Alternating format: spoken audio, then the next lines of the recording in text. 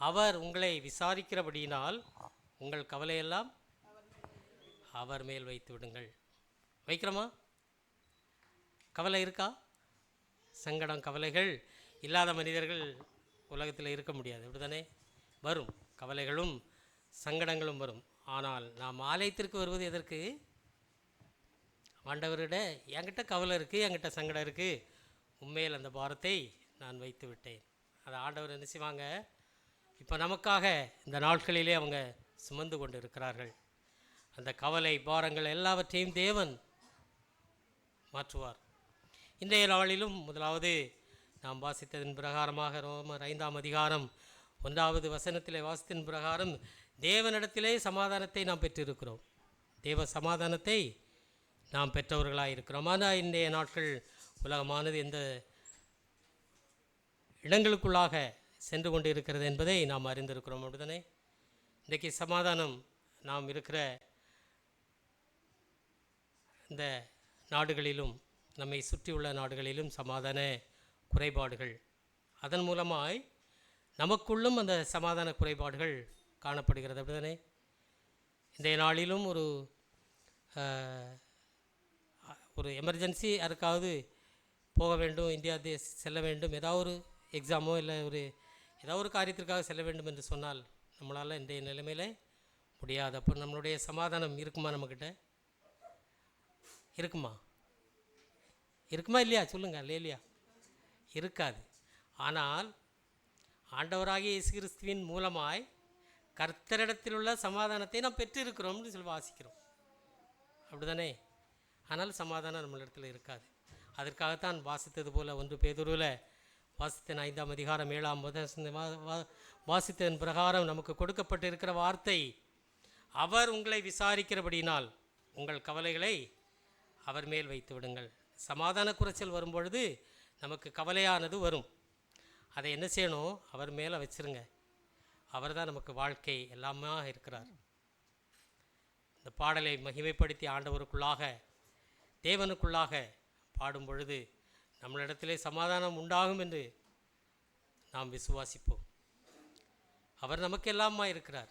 நீரின்றி வாழ்வேது இறைவா என்ற பாடலோடு நாம் ஆண்டவரை மகிமைப்படுத்துவோம். அனைவரும் எழுந்து நின்று இந்த வேளையிலே நாம் தேவனிடத்திலே பெற்றிருக்கிற சமாதானத்தோடு சந்தோஷத்தோடு கூட கவலைகளை அவர் மேல் வைத்துவிட்டு இந்த பாடலை பாடி அவரை மகிமைப்படுத்த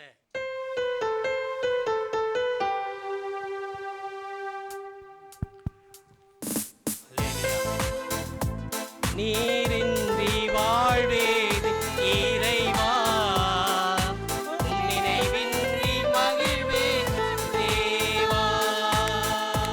நீரின்றி வாழ்வேது இறைவா, நினைவின்றி மகிழ்வே தேவா.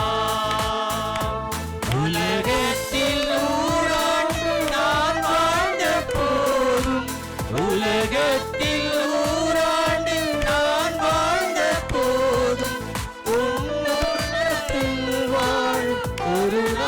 போதும், உள்ளத்தில் வாழும் ஒரு நாளே போதும். நீரின்றி வாழ்வே இறைவா, உன் நினைவின்றி மகிழ்வேது தேவா. பல கோடி வார்த்தைகள் நான் கேட்ட போதும், இயேசுவே நீ பேசும் ஒரு வார்த்தை போதும்.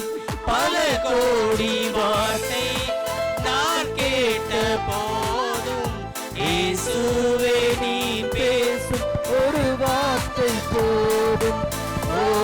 1000 ஜீவன் உயிர் வாழுமே, 1000 ஜீவன் உயிர் வாழுமே. உன் வார்த்தையில் உண்டு அற்புதமே, உன் வார்த்தையில் உண்டு அற்புதமே. நீரின்றி வாழ்வேது இறைவா,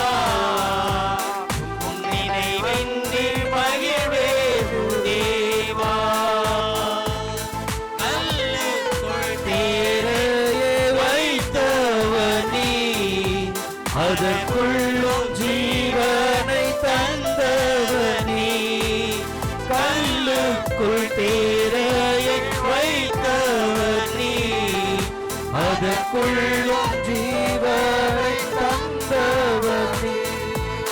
உமையன்றி அணுவேதும் அசையாதையா, உமையன்றி அணுவேதும் அசையாதையா, உன் துணையின்றி உயிர் வாழ முடியாதையா, உன் துணையின்றி உயிர் வாழ முடியாதையா.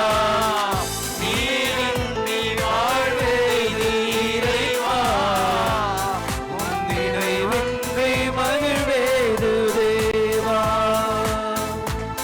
எத்தனை நன்மைகள் செய்தீரையா, நன்றி சொல்லை துதிப்பேனையா. எத்தனை நன்மைகள் செய்தீரையா, அது நன்றி சொல்லி துதிப்பேனையா. அத்தனையும் சொல்ல வேண்டும் என்றார், அத்தனையும் சொல்ல வேண்டும் என்றார்.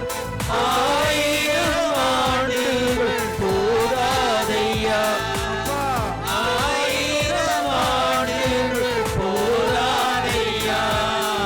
நீரின்றி வாழ்வேது இறைவா, உன் நினைவின்றி மகிழ்வேது தேவா. நீரின்றி வாழ்வேது இறைவா, உன் நினைவின்றி மகிழ்வேது தேவா. ஆமென். கொடுத்துருக்கோம். எங்கள் வாழ்க்கை உங்ககிட்ட, உங்கள் தோளில் எங்கள் பாரத்தை நாங்கள் வச்சுருக்கோம். ஆண்டவர் சுமக்கிறாரு. இந்த நாட்களிலே தேவன் நமக்காக சுமந்து கொண்டு இருக்கிறார். அந்த சுமந்து நமக்காக அவர் படுகிற பாடுகளின் மத்தியில் அவர் என்ன செய்கிறார்? இந்த தேசத்தில் நம்மளை இன்றைய நாட்களிலும் இனி வரும் நாட்களிலும் சமாதானத்தோடு கூட கடந்து செல்வதற்கு அவருக்கு நம்மை ஒப்பு கொடுக்க வேண்டும். ஒவ்வொருவரும் ஆண்டவர்கிட்ட நம்ம உள்ளத்தை திறந்து, ஆண்டவரே அவரை மாத்திரம் நம்ம பார்த்து, எந்த சூழ்நிலையில் நம்ம தேவனை மகிமைப்படுத்தும் பொழுது அந்த நினைவுகள் அவருக்காக மாத்திரம் இருக்கணும்.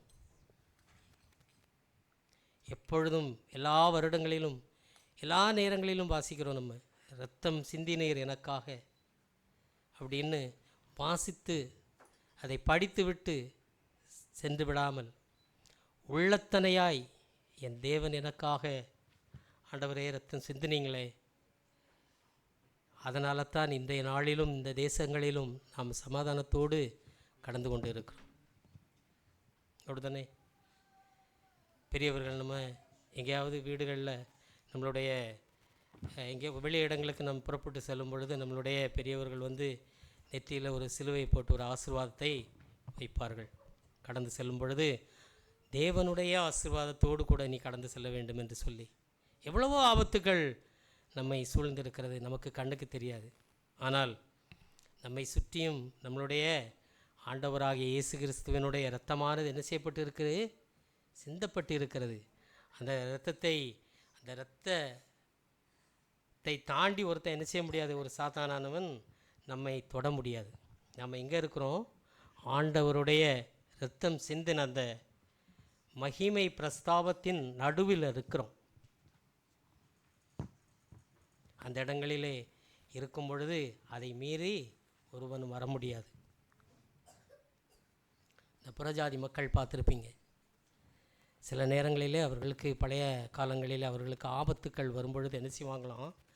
பெரிய இந்த அரண் அமைத்து அதை சுற்றிலும் இந்த நீரோடைகள் அமைத்து அதில் என்ன செய்வாங்க? இந்த முதலைகளை போட்டு வச்சுருப்பாங்க. நடுவில் அவங்க வந்து பாதுகாப்பாக இருந்து கொள்வார்கள், பெரிய உத்தியோகஸ்தர்கள் அல்லது ராஜாக்கள் அந்த மாதிரி. அதே மாதிரி நம்மளுடைய தேவன் நம்மை எப்பொழுதும் ஆபத்து நேரங்கள் வரும்போது மாத்திரமல்ல, தேவனை நம்மை மகிமைப்படுத்தும் பொழுது, தேவனுக்குள்ளாக நாம் வாழும் பொழுது, நம்ம சொன்னல எனக்கு நீர் தான் வாழ்க்கை, நீரின்றி எனக்கு ஒன்றும் இல்லை அப்படின்னு நம்ம அவர்கிட்ட ஒப்பு கொடுத்துட்டோம் அப்படின்னா அந்த நடு கோட்டைக்குள்ளே வச்சு தேவன் நம்மை பாதுகாத்து கொண்டு இருக்கிறார், பாதுகாப்பார். இந்த இடத்துல இருக்கோம், ஆண்டவருடைய இரத்த கோட்டைக்குள்ளே இருக்கிறோம். அதே மாதிரி இந்த 2வது வார்த்தையை நம்ம வாசிக்கும் பொழுது 2வது பேராகிராஃப் என்ன சொல்லுது? இம்மட்டும் உதவின எபினேசர் இனியும் காத்திடுவார். எப்பவும் நம்ம மனசில் அந்த எண்ணத்தோடு இருக்கணும். இன்றைய நாட்கள் அப்படித்தான். இதுவரை நம்மளை பாதுகாத்து வந்த தேவன் இனியும் பாதுகாக்க மாட்டார். ஆண்டவர் வேதத்தில் வாசித்தோம் என்று சொன்னால் யாரையும் தேவன் புறந்தல்லாதவர், எப்பேற்பட்ட மனிதனையும் அவர் சேர்த்து அணைத்து கொள்வார். அதான் அந்த இரத்த கோட்டைக்குள்ளே நம்ம இருக்கிறோம், ஆண்டவர் பாதுகாத்து கொள்வார். இந்த உலகத்தில் இருக்கிற மனிதனை விட என் தேவன் பெரியவர். இந்த எண்ணத்தோடு வருகிற நாட்களிலே நாம் வாழ கற்றுக்கொள்வோம். தேவன் நம்மை ஆசீர்வாதமாயும் கிருபையாயும் அவருடைய இரத்த கோட்டைக்குள்ளே நம்ம இருக்கிற எண்ணத்தோடு சிலாக்கியத்தோடு பேர் பெற்ற வாழ்க்கையாய் அவரிடத்தில் நம்ம இருக்கிறோம். தகப்பன் தன்னை பிள்ளைகளை பாதுகாப்பது போல தேவன் நம்மை அரவணைத்து பாதுகாத்து வைத்திருக்கிறார். எப்பொழுதும் நம்மை விழித்திருந்து தேவனுக்காக ஜெபம் செய்வோம். கர்த்தர் நம்மை வழிநடத்துவார். இப்பொழுதும் சங்கீதம் சகோதரி பேபி பிரபு அவர்கள் சங்கீதத்துக்குள்ளாக நம்ம நடத்துவார்.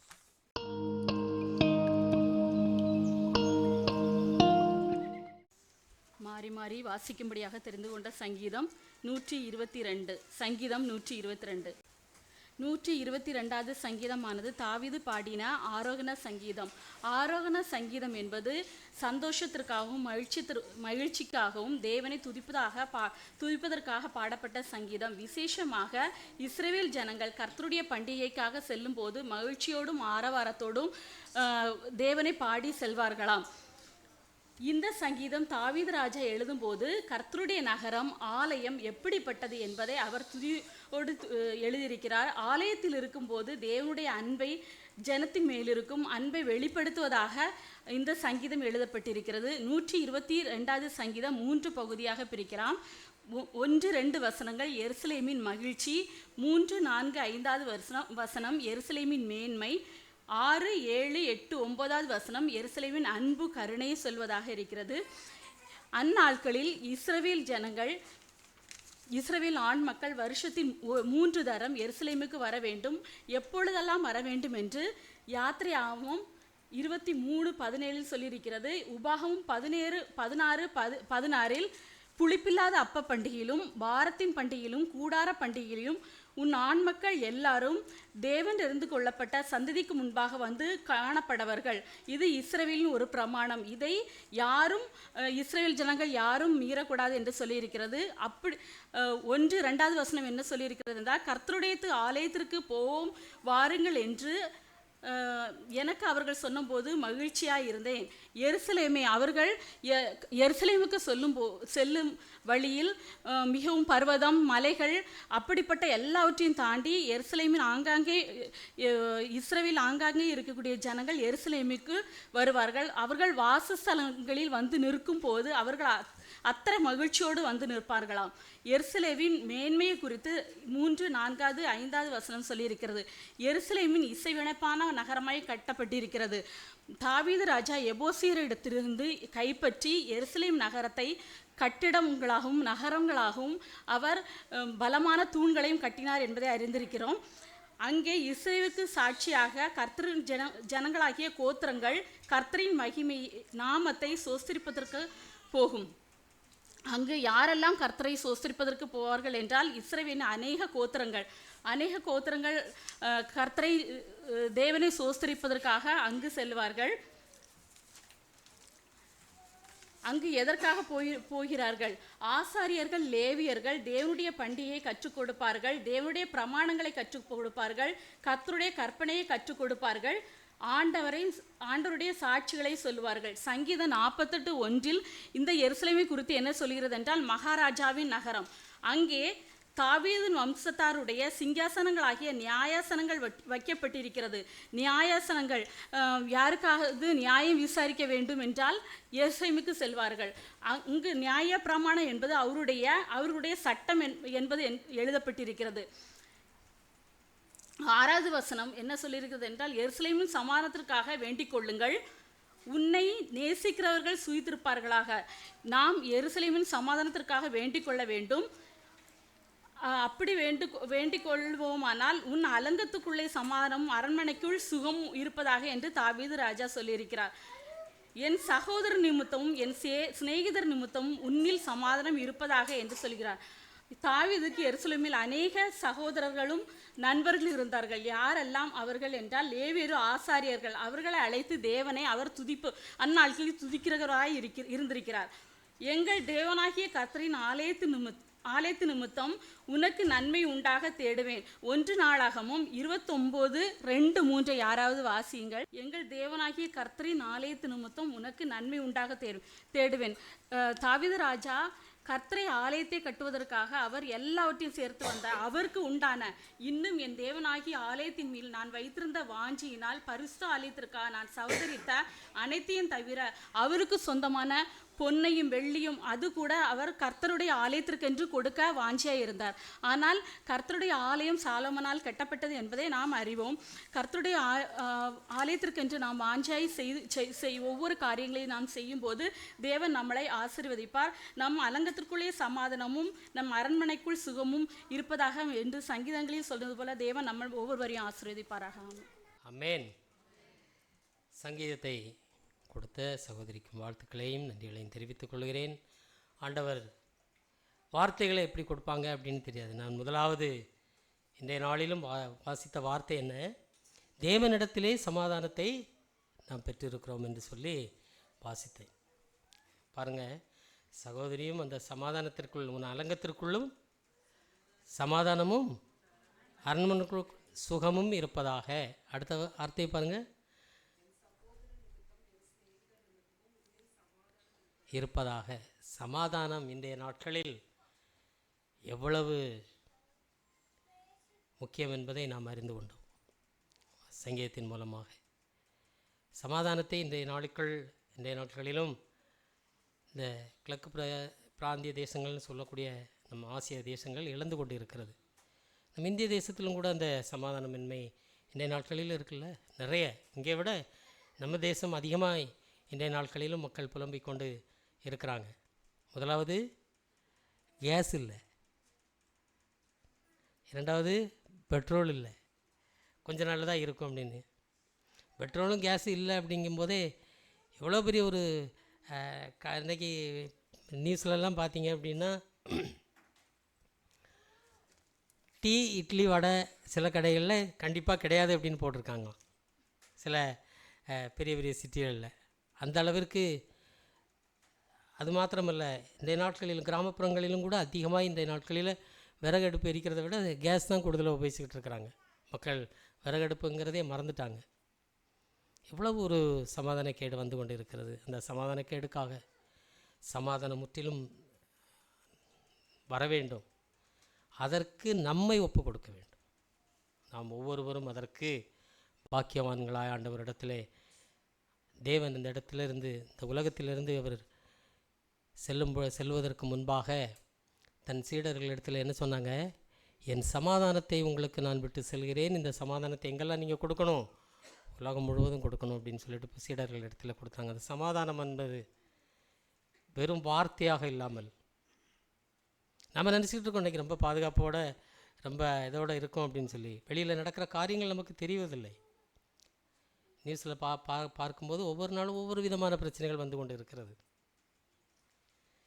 நாம் ஒவ்வொருவருடைய சமாதானத்திற்காகவும் தேசத்தின் சமாதானத்திற்காகவும் நாம் வாழ்கிற இந்த தேசத்தின் சமாதானத்திற்காக நாம் ஜெபம் செய்ய வேண்டும். பாதுகாக்கப்பட வேண்டும்.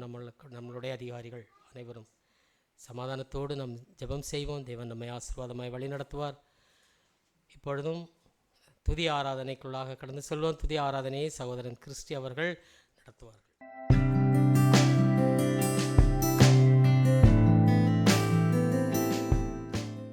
ஹல்லேலூயா. தத்துவ ஆராதனைக்காக எல்லாம் எழுந்து நிற்போம். ஹல்லேலூயா. எல்லா நாமும் பரிசுத்த ஆண்டவராகிய இயேசு கிறிஸ்து ஒருவருக்கே.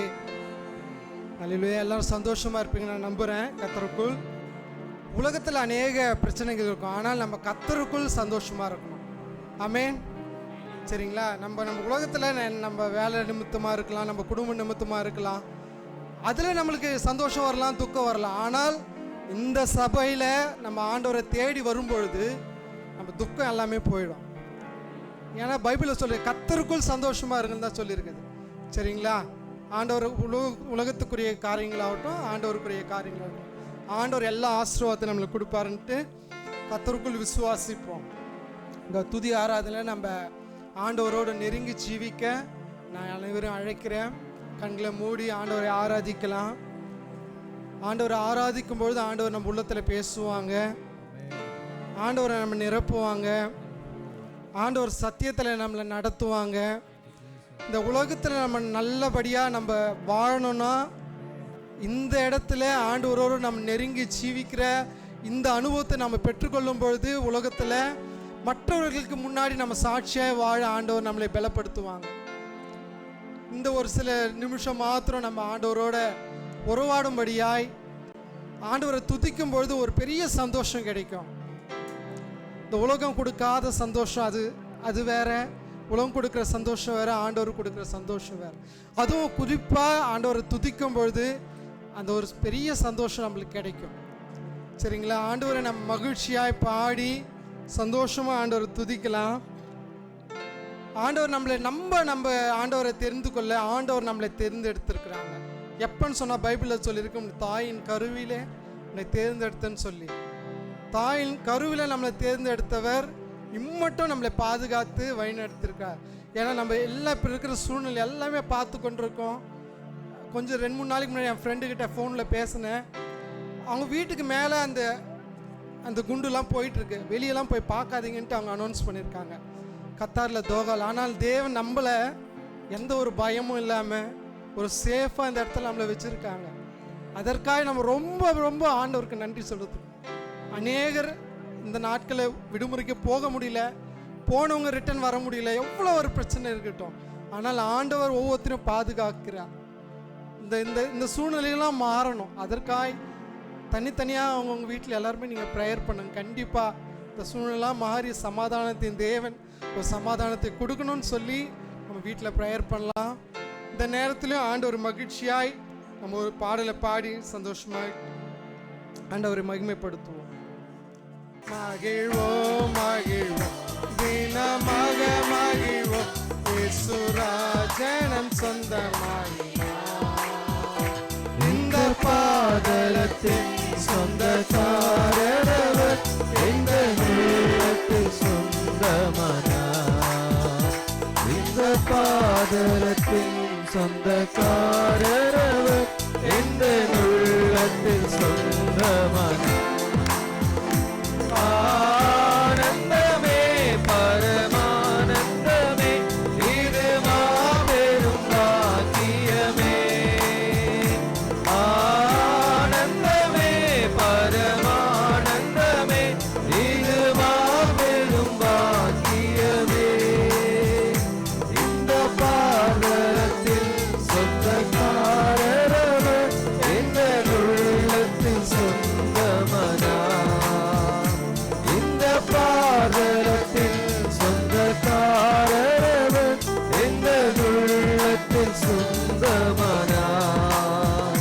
சின்ன சிறுவயதில் என்னை குறித்து விட்டார், தூரம் போயினும் கண்டு கொண்டார். சின்ன சிறுவயதில் என்னை குறித்து விட்டார், தூரம் போயினும் கண்டு கொண்டார்.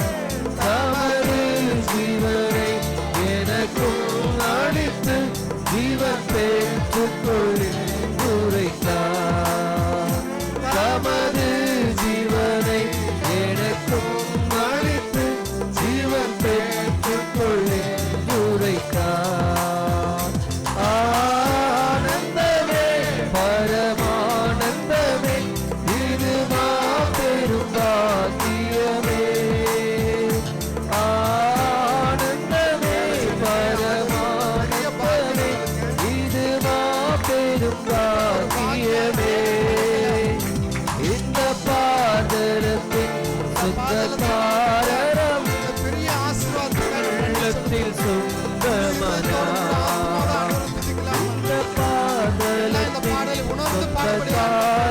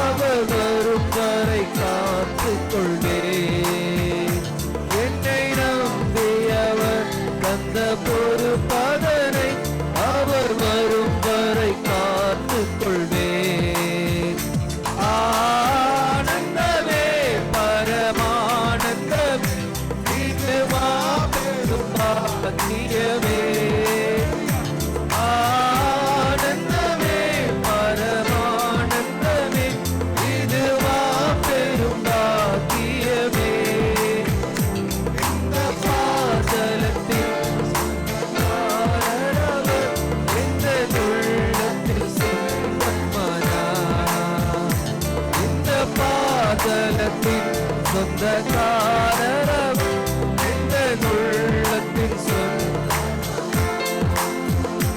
அவர் வரும் நாளிலே என்னை கரமசைத்து அன்பாய் கூப்பிட்டு சேர்த்துக் கொள்வார். அவர் வரும் நாளிலே என்னை கரமசைத்து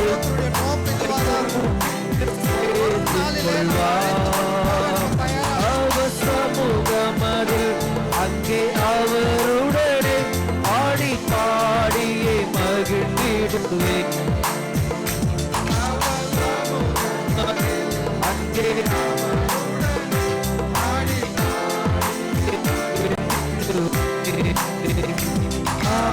ஆனந்தமே பரமானந்தமே இது மாபெரும் பாக்கியமே. ஆனந்தமே பரமானந்தமே இது மாபெரும்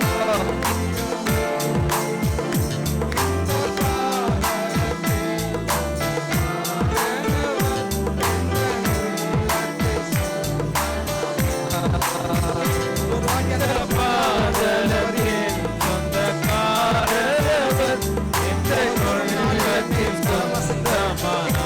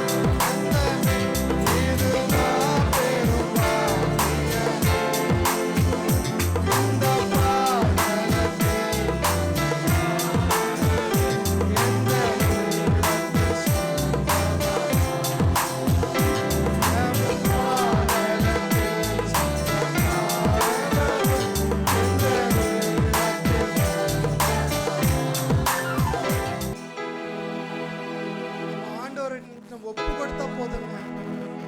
ஆண்டவர் நம்மளை நிரப்ப காத்து கொண்டிருக்கிறார். இந்த இந்த வார்த்தைகள் நம்ம பார்த்தல பாவக்கரைகளை நீக்கி ஆண்டவர் நம்மை சுத்தப்படுத்தவும் ஆண்டவர் அபிஷேகத்தை நம்ம கொடுக்கவும் ஆண்டவர் வல்லவராக இருக்கிறார். எப்பேற்பட்ட பாவியா இருந்தாலும் ஆண்டவர் மன்னிக்க வல்லவராக இருக்கிறார்.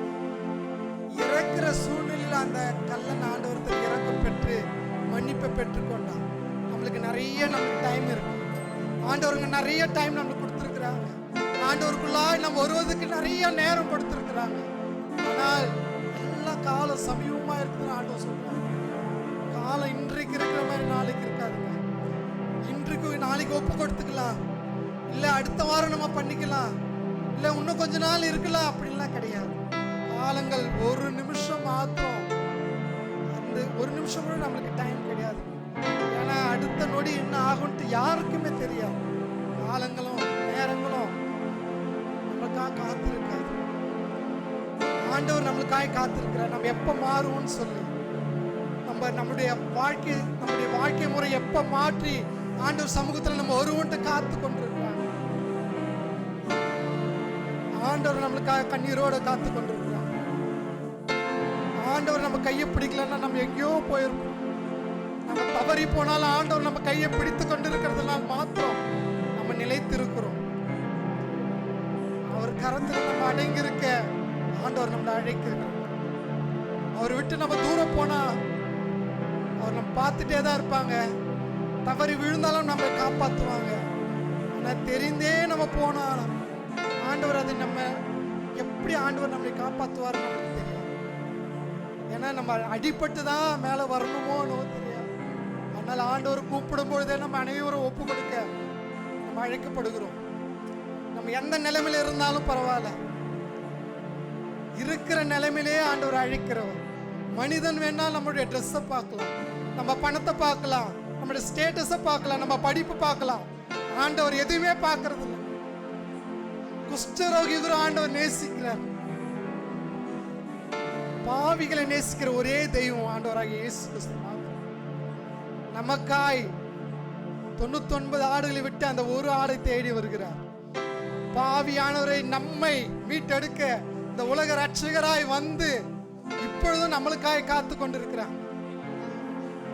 என் மகன் எப்ப வருவான், எப்ப என் கிட்ட வருவான், அப்ப எப்படி அவனை தூக்கி நான் சுமப்பேன்னு சொல்லி ஆண்டவர் காத்திருக்கிறான். நம்ம என்ன நிலைமையில இருந்தாலும் ஆண்டவருக்கு ஒப்பு கொடுக்கலாம். நம்ம சூழ்நிலை ஆண்டவருக்கு தெரியும். நம்ம மற்ற மத்தியில நம்ம சிரிச்சு பேசலாம், ஆனால் நம்ம இருதயத்திலுடைய கண்ணீரும் ஆண்டவருக்கு அறிந்திருக்கிறார். நம்ம எதற்காக கவலைப்படுகிறோம் எல்லாமே அறிந்திருக்கிறாங்க. அவர் சொல்லியிருக்கிறார், உங்களுடைய கண்ணீரை நான் துருத்தியில வைத்திருக்கிறேன்னு சொல்லி. அந்த கண்ணீருக்கு ஒரு நாள் பதில் கண்டிப்பா கொடுப்பாங்க. அவர் பொய் சொல்லுகிற மனுஷன் அல்ல. மனிதன் வேணா சொல்லிட்டு திருப்பி மறுதளிக்கலாம், ஆனால் என் தேவன் சொன்னதுதான். வாக்கு மாறாத தேவன், உண்மையுள்ளவன். நம்மை அவரை அழைக்கிறார்.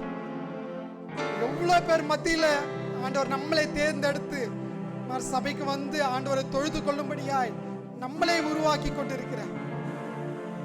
நம்ம ஆண்டவரிடத்துல ஒப்பு கொடுக்கும் பொழுது ஆண்டவர் நம்மை நடத்தி செல்ல வல்லவராய் இருக்கிறார். நீங்க பார்க்கலாம், அநேக இந்த போர் காலத்துல அநேகர் மரித்து கொண்டிருக்கிறாங்க, அநேகர் உயிர் பயத்துக்காக ஓடிக்கொண்டிருக்கிறாங்க. ஆனால் ஆண்டவர் நம்மளுக்கு இப்படிப்பட்ட ஒரு துதிக்கும்படியாய் ஒரு வாய்ப்பை கொடுத்திருக்கிறாங்க, நேரத்தை கொடுத்திருக்கிறாங்க. அதற்காக முதலாவது நாம் நன்றி செலுத்துறோம். நம்ம துதிக்கிறது மாத்திரம் இல்ல, எனக்கு என்ன தெரியல, இப்பதான் எனக்கு தோணுது ஆண்டவர் அழைக்கிறார்னு சொல்லி அந்த வார்த்தை. நம்ம எந்த நிலைமையில இருந்தாலும் பரவாயில்ல, ஆண்டவர் நம்ம அதே நிலைமையில ஆண்டவர் அழைக்கிறாங்க. ஒப்பு கொடுக்க நம்ம இருதயத்தை மாத்திரம் ஒப்பு கொடுத்தா போதும், நம்ம உள்ளத்தை மாத்திரம் ஒப்பு கொடுத்தா போதும். எல்லாவற்றையும் ஆண்டவர் மறைக்க, நம்முடைய பாவங்கள்ல இருந்து ஆண்டவரை சுத்திகரிக்க வல்லவராய் இருக்கிறார். நீ காலையில பாடும் பொழுது நான் நினைச்சேன், அந்த கல்லுக்குள் அந்த தேரையை வைத்த தேவன் அது எப்படி மூச்சு விடும், அது என்ன பண்ணும், அது என்ன சாப்பிடும், எதுவுமே தெரியாது. நான் கண்கூடா பார்த்தேன், ஒரு கல்லை உடைக்கும் போது அதுக்குள்ள இந்த கல்லுக்குள்ள இருந்து அந்த தேரை வந்தது. அதுக்கு எப்படி ஆண்டவர் ஜீவனை வைத்திருக்கிறாங்கன்னு தெரியாது. அந்த தேரைக்கு வச்சதை விட நம்மளை நேசிக்கிற தேவன், நம்மளை பாதுகாக்க வல்லவராக இருக்கிறாங்க. எந்த போர் சூழ்நிலையில வந்தாலும் பரவாயில்ல, ஆனால் ஆண்டவருக்குள்ளாக நம்ம ஜீவிக்கும் பொழுது ஆண்டவர் நம்ம காப்பாற்ற வல்லவராக இருக்கிறாங்க. ஆண்டவர் வெளிப்படுத்தி இருக்கிறாங்க, கடைசி காலங்களில் போர் வரும், எல்லாமே வரும், எல்லா சூழ்நிலைகள் எல்லாமே மாறும், நம்மளுக்கு சாதகமா இருக்காதுன்னு சொல்லி. ஆனா ஆண்டவருடைய பிள்ளைகளை ஒரு போதும் ஒன்றும் தாக்காதுன்னு சொல்லி, ஒரு போதும் நம்மளை கைவிடவே மாட்டான்னு சொல்லி ஆண்டவர் சொல்லி இருக்கிறாங்க. கர்த்தருக்குள் விசுவாசித்த ஒரு மகிமையை நம்ம காணலாம். பக்கத்துல இருக்கிறவங்களுக்கு என்னென்ன நடக்கலாம், ஆனா உனக்கு ஒண்ணுமே நடக்காது. என்ன பயங்கரங்கள் நடக்கும், ஆனா உனக்கு ஆண்டவரை தேடுகிற உனக்கு எதுவுமே நடக்காது. ஆண்டவர் பாதுகாப்பார். சாதாரண புல்லுக்கும் மிருகத்துக்கும் காப்பாத்துற தேவன் ஆண்டவரை வணங்குற நம்மளை நம்ம கைவிட மாட்டான்னு சொல்லி ஆண்டவரை அழைக்கிறார். காரிருள் போல கஷ்டங்கள் வந்தாலும் ஆண்டவர் அதை ஒளியாய் மாற்ற நம்மளுக்கு வல்லவராக இருக்கிறார். என்ன துக்கமா இருக்கலாங்க, நம்முடைய வேலை நிமித்தமாய் வருகிற துக்கமா இருக்கலாம், கடன் தொல்லையா இருக்கலாம், இல்ல குடும்பத்துல வர கஷ்டமா இருக்கலாம், உறவின் முறையில அநேகருக்கு எதனா ஒரு பாதிப்பு இருக்கலாம், வீடு கட்ட முடியலையேன்ற ஒரு ஏக்கமா இருக்கலாம், என் உடன் பிறந்தவருக்கு இந்த பிரச்சனை இருக்குதேன்னு நான் நினைக்கலாம். ஆனால் என் தேவன் எல்லாவற்றையும் மாற்ற வல்லவராக இருக்கிறார். அதற்காக நம்ம ஜெபிச்சா மாத்திரம் போதும். ஆனா என்ன நம்ம ஜெபிச்சாலும் ஆண்டவர் அதுக்குரிய நேரத்தை வைத்திருக்கிறாங்க. லாசரு மரிக்கிறப்பவும் ஆண்டவருக்கு தெரியும், ஆனால் ஆண்டவர் அதுக்காக வெயிட் பண்ணி தான் இருந்தார். ஏனென்றால் அந்த மகிழ்மை அந்த ஜனங்களை அறிந்து கொள்ளும். அவருடைய மகிமை இந்த உலகம் அறிந்து கொள்ளணும்னு சொல்லி ஆண்டவர் வெயிட் பண்ணாங்க. ஒரு விஷயத்துக்காக காத்திருக்கிறீங்களா? கொஞ்ச நாள் வெயிட் பண்ண ஆண்டவர் அதை அதிசயமாய் மாற்ற வல்லவர. நீங்க விசுவாசித்தா மாத்திரம் போதும். ஏங்க விசுவாசித்தாதாங்க ஆண்டவர் நம்பிக்கைன்னு சொல்லியிருக்காங்க. ஆபிரகாம் விசுவாசிக்கலையா? 99 வயதுல ஒரு பிள்ளையை கொடுத்து அதை மறிக்கணும்னு சொல்லி கொடுக்கும் பொழுது ஆண்டவர் இதை மாற்ற வல்லவர் என்ற விசுவாசத்தோடு ஈசாக்கை கொண்டு போனாங்க. அந்த விசுவாசம் நம்மளுக்குள்ளாய் வேணும். தோமாவை சொல்றாங்க, நீ கண்டு விசுவாசித்தாய், காணாமல் விசுவாசிக்கிறவர்கள் பாக்கியவான் சொல்ல. அப்ப நீங்களும் நாங்க பாக்கியவான். ஆண்டவரை காணாமல் ஆண்டவருடைய செய்கிற அதிசயங்களை நம்ம கேட்டு விசுவாசிக்கிற நம்ம பாக்கியவான்கள். நம்ம விசுவாசத்தா மாத்திரம் போது ஆண்டவர் அதிசயங்களும் அற்புதத்தையும் நம்முடைய வாழ்க்கையில நடத்த வல்லவராக இருக்கு. இன்னும் ஒரு சரணம் மட்டும் பாடிடலாம். இன்னொரு பாடல் நம்ம உம்மை ஆராத் இந்த பாடலை பாட. என் நாட்கள் முடியும் வரை, என் ஜீவன் பிரியும் வரை, என் சுவாசம் ஒழியும் வரை உம்மையே ஆராதிப்பேன், உம்மையே ஆராதிப்பேன், உம்மையே ஆராதிப்பேன், உம்மையே ஆராதிப்பேன், உம்மை ஆராதிப்பேன், உம்மை ஆராதிப்பேன், உம்மை ஆராதிப்பேன். எல்லாம் சந்தோஷமா பாடலாம். ஆண்டவர் மகிமை உண்டாகும்படியா பாடலாம். நாட்கள் முடியும் வரை, ஜீவன் இருக்கிறவரை ஆண்டவர் முடியும் வரை, நம்ம உடம்பு சுவாசம் ஒழியும் வரை உம்மையே ஆராதிப்பேன், உம்மையே ஆராதிப்பேன், உம்மையே ஆராதிப்பேன், உம்மையே ஆராதிப்பேன். தாயின் கருவில் உருவாகும் முன்னே பெயர் சொல்லி அழைத்தவர் நீரே. தாயினும் மேலாக அன்பு வைத்து எனக்காக ஜீவன் தந்தீரே. தாயின் கருவில் உருவாகும் முன்னே பெயர் சொல்லி அழைத்தவர் நீரே.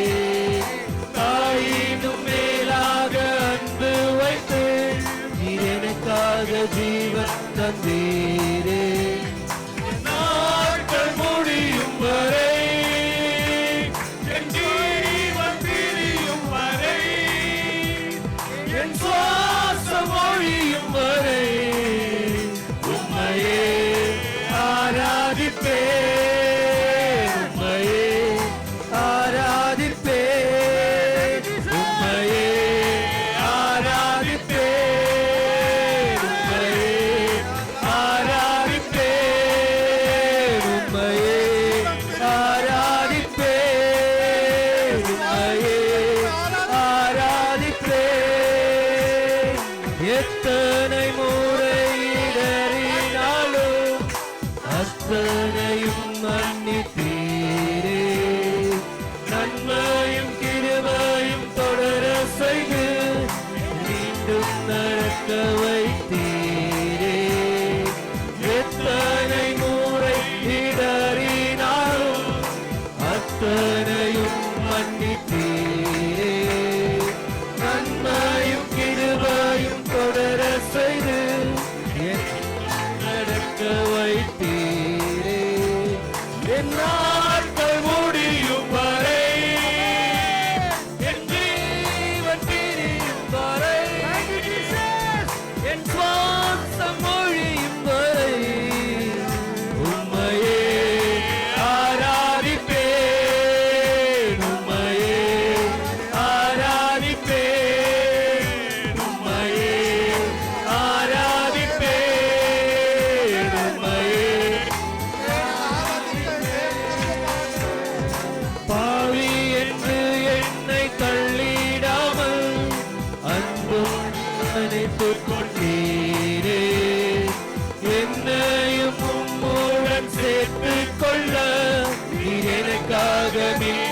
வருவீரே. பாவி என்று என்னை தள்ளிடாமல் அன்போடு அணைத்துக் கொண்டீரே. என்னையும் உம்முடன் சேர்த்து கொள்ள எனக்காக மீண்டும் நீரே. என் நாட்கள் முடியும் வரை, ஜீவன் பிரியும் வரை, என் சுவாசம் ஒழியும் வரை உம்மையே ஆராதிப்பேன். உம்மையே ஆராதிப்பேன். உம்மையே ஆராதிப்பேன். உம்மையே ஆராதிப்பேன். ஆராதிப்பேன். உம்மையே ஆராதிப்பேன். உம்மையே ஆராதிப்பேன். உம்மையே ஆராதிப்பேன். இந்த கடைசி வரியில சொல்றது, இந்த பாவி என்று என்னை தள்ளிடாம அன்போடு என்னை நினைத்து கொண்டீங்க. பாவின்னு ஒருத்தர் உன்னை நினைச்சிட்டாங்கன்னா அவங்கள தள்ளி தாங்க வைப்பாங்க. நீ ஒரு தப்பு பண்ணிட்டேன்னா இந்த உலகம் உங்களை தள்ளி தாங்க வைக்கும். நீ எவ்வளோ நன்மை செய்ய அதெல்லாம் ஏற்றுக்கவே மாட்டாங்க. ஆனால் நீ பாவி, நீ ஒரு சின்ன பாவம் பண்ணியிருக்கலாம், இல்லை தப்பு பண்ணியிருக்கலாம், ஆனால் நீ மாறலை, அவங்களோட எண்ணம் அது மாற்றாது. மனிதர் நீ பாவின்னு தான் சொல்லுவாங்க. ஆனால் அதனால தான் சொல்லியிருக்கிற ஆண்டவரை பாவிகளை நான் நேசிக்கிறேன்னு சொல்லி. மனிதர் நம்மளை புறக்கணித்தாலும் ஆண்டவர் நம்மளை புறக்கணிக்க மாட்டாங்கன்னு சொல்லி வேதத்தில் சொல்லி. அதுதானே அப்பயே சொன்னேன், ஆண்டவர் ஒருவர் மாத்திரம் தான் நீ இருக்கிற நிலைமையிலிருந்து அழைக்கிறாங்க. நீ பணக்காரரா இருக்கலாம், நீ ஏழையா இருக்கலாம், நீ கீழ்த்தரத்தில் இருக்கலாம், இல்லை நடுத்தரத்தில் இருக்கலாம். ஸ்டேட்டஸ் மாத்திரம் இல்லை, நம்முடைய வாழ்க்கையில நீ எந்த நிலைமையில இருந்தாலும் சரி, ஆண்டவரோடு நெருங்கி வரணும்னு நினைக்கலாம், நெருங்கி வர முடியலன்ட்டு தவிக்கலாம், ஆண்டவரோட உறவு எப்பொழுதும் இருக்கணும்னு சொல்லி நம்ம நினைத்து கொண்டே இருக்கலாம். அதை நினைக்க முடியாம நம்முடைய பாவங்கள் ஆண்டவரோடு கிட்ட வராம தடுக்கலாம். ஆனால் என் தேவன் நம்ம ஒப்பு கொடுக்கும் பொழுது ஆண்டவர் நம்மை சேர்த்து அணைத்துக் கொள்ளுகிறவராக இருக்கிறார். ஒன்னே ஒன்று மாத்திரம் நம்பணும், அவர் விசுவாசிக்கணும். ஆண்டவர் நம்முடைய பாவங்களை கழுவி நீக்கிட்டாங்கன்னு சொல்லி ஆண்டவரோடு ஒப்பு கொடுத்து மீண்டும் அந்த பாவத்தை செய்யாம ஆண்டவருக்காய் நிலை நிற்கணும். நிறைய நம்ம இந்த வசனத்துல பார்த்த கிருபைன்னு சொல்லி, கிருபையின் காலங்கள் கடந்து போய்கொண்டே இருக்கிறது.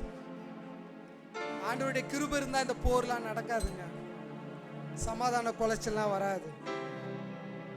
ஆண்டவருக்குள்ளா இருக்கிறவங்களுக்கு கிருபை இன்னும் கொஞ்சம் நீடித்து கொண்டே இருக்கிறது. ஆனால் ஆண்டவருக்கு அறியாத பிள்ளைகளே ஆகட்டும், கடைசி காலங்களில் கிருபை இருக்காதுன்னு சொல்லிட்டு, கிருபையின் காலங்கள் இருக்கிற பொழுதே நம்ம ஆண்டவரோடு சேர்ந்து வந்துட்டோம்னா நம்ம ரொம்ப சந்தோஷம். நம்ம பைபிளை பார்க்குறோம், அந்த 7 வருட அரசாட்சின்னு சொல்லி ரொம்ப கொடூரமா இருக்குன்னு சொல்லி, அதற்குள்ளாய் ஆண்டவர் நம்மளை அழைத்துக்கணும், ஆண்டவரோடு நம்ம நெருங்கி ஜீவித்து ஆண்டவருக்குள்ளாய் போயிடணும்ட்டு ஒவ்வொருத்தரும் நம்ம ஆசைப்படலாம். ரொம்ப கொடூரமான காலங்களா இருக்குன்னு சொல்லி வேதத்துல வாசிக்கிறோம். நீ சாகணும்னு நினைச்சாலும் சாக முடியாதுன்னு சொல்லி வேதத்துல போட்டிருக்கு. அதற்குள்ளாய் ஆண்டவருக்குள்ளாய் நெருங்கி ஜீவித்து அவரு கிருபையை பெற்றுக்கொண்டு ஆண்டவருக்குள்ளாய் நம்ம போன்னு சொன்னா பரலோக ஜீவியத்தை நம்ம வாழும். ஆண்டவர் நான் சிறு வயதில் நம்மளை கண்டு கொண்டார். நம்ம தூரம் போன்னு சொன்னாலும் ஆண்டவர் நம்மை விட்டு போக மாட்டாங்க. ஆனால் அந்த கிருபையின் காலங்கள் வரை மாத்திரம் ஆண்டவர் கிருபை நம்மோடு கூட இருக்கிறதுக்காய் நம்ம ஒவ்வொரு நாளும் ஆண்டவரோட நெருங்கிச்சு. ஏன்னா நம்ம பேசிட்டே இருந்தோம், ஆனால் பார்த்தீங்களா இந்த ஒரு 2 வாரம் இல்லை ஒரு 10-15 நாள் தான் காலமே மாறி போச்சு. நம்ம இருக்கிற இடத்துல இருந்து வெளியே போக முடியல, சொல்ல முடியாதுங்க, என்ன நடக்கும்னு சொல்லவே முடியாது. ஆண்டவருக்குள்ளாய் நம்ம இருக்கும்பொழுது ஆண்டவர் நம்மை பாதுகாக்க வல்லவராக இருக்கிறார். வாழ்ந்தாலும் ஆண்டவருக்காய், மரித்தாலும் ஆண்டவருக்காய். ஆமென். ஆண்டவருக்காய் மரித்தோன்னா கவலையப்படாதீங்க, நம்ம ஆண்டவருக்குள்ளாய் பரலோகத்தில் ஜீவிக்கலாம். கர்த்தருக்குள்ளாய் மரித்தவர் முதலாவது எழுந்திருப்பான்னு சொல்லி வேதத்துல போட்டிருக்கு. ஆண்டவருக்குள்ளாய் மரித்தா நமக்கு அதோட சந்தோஷம் வேற எதுவுமே இல்லை. இந்த நாட்கள் இருக்கும் வரை ஆண்டவருக்காய் நம்ம ஜீவிப்போமா, பரிசுத்தமாய் நாம் வாழ்ந்து நம்முடைய ஆத்மாவை காத்துக்கொண்டு இந்த உலகத்தை நாம் சாட்சியாய் ஜீவிச்சோன்னா ஆண்டவர் நம்முடைய மகிமையாய் நம்ம நடத்த வல்லவராய் இருக்கிறார்.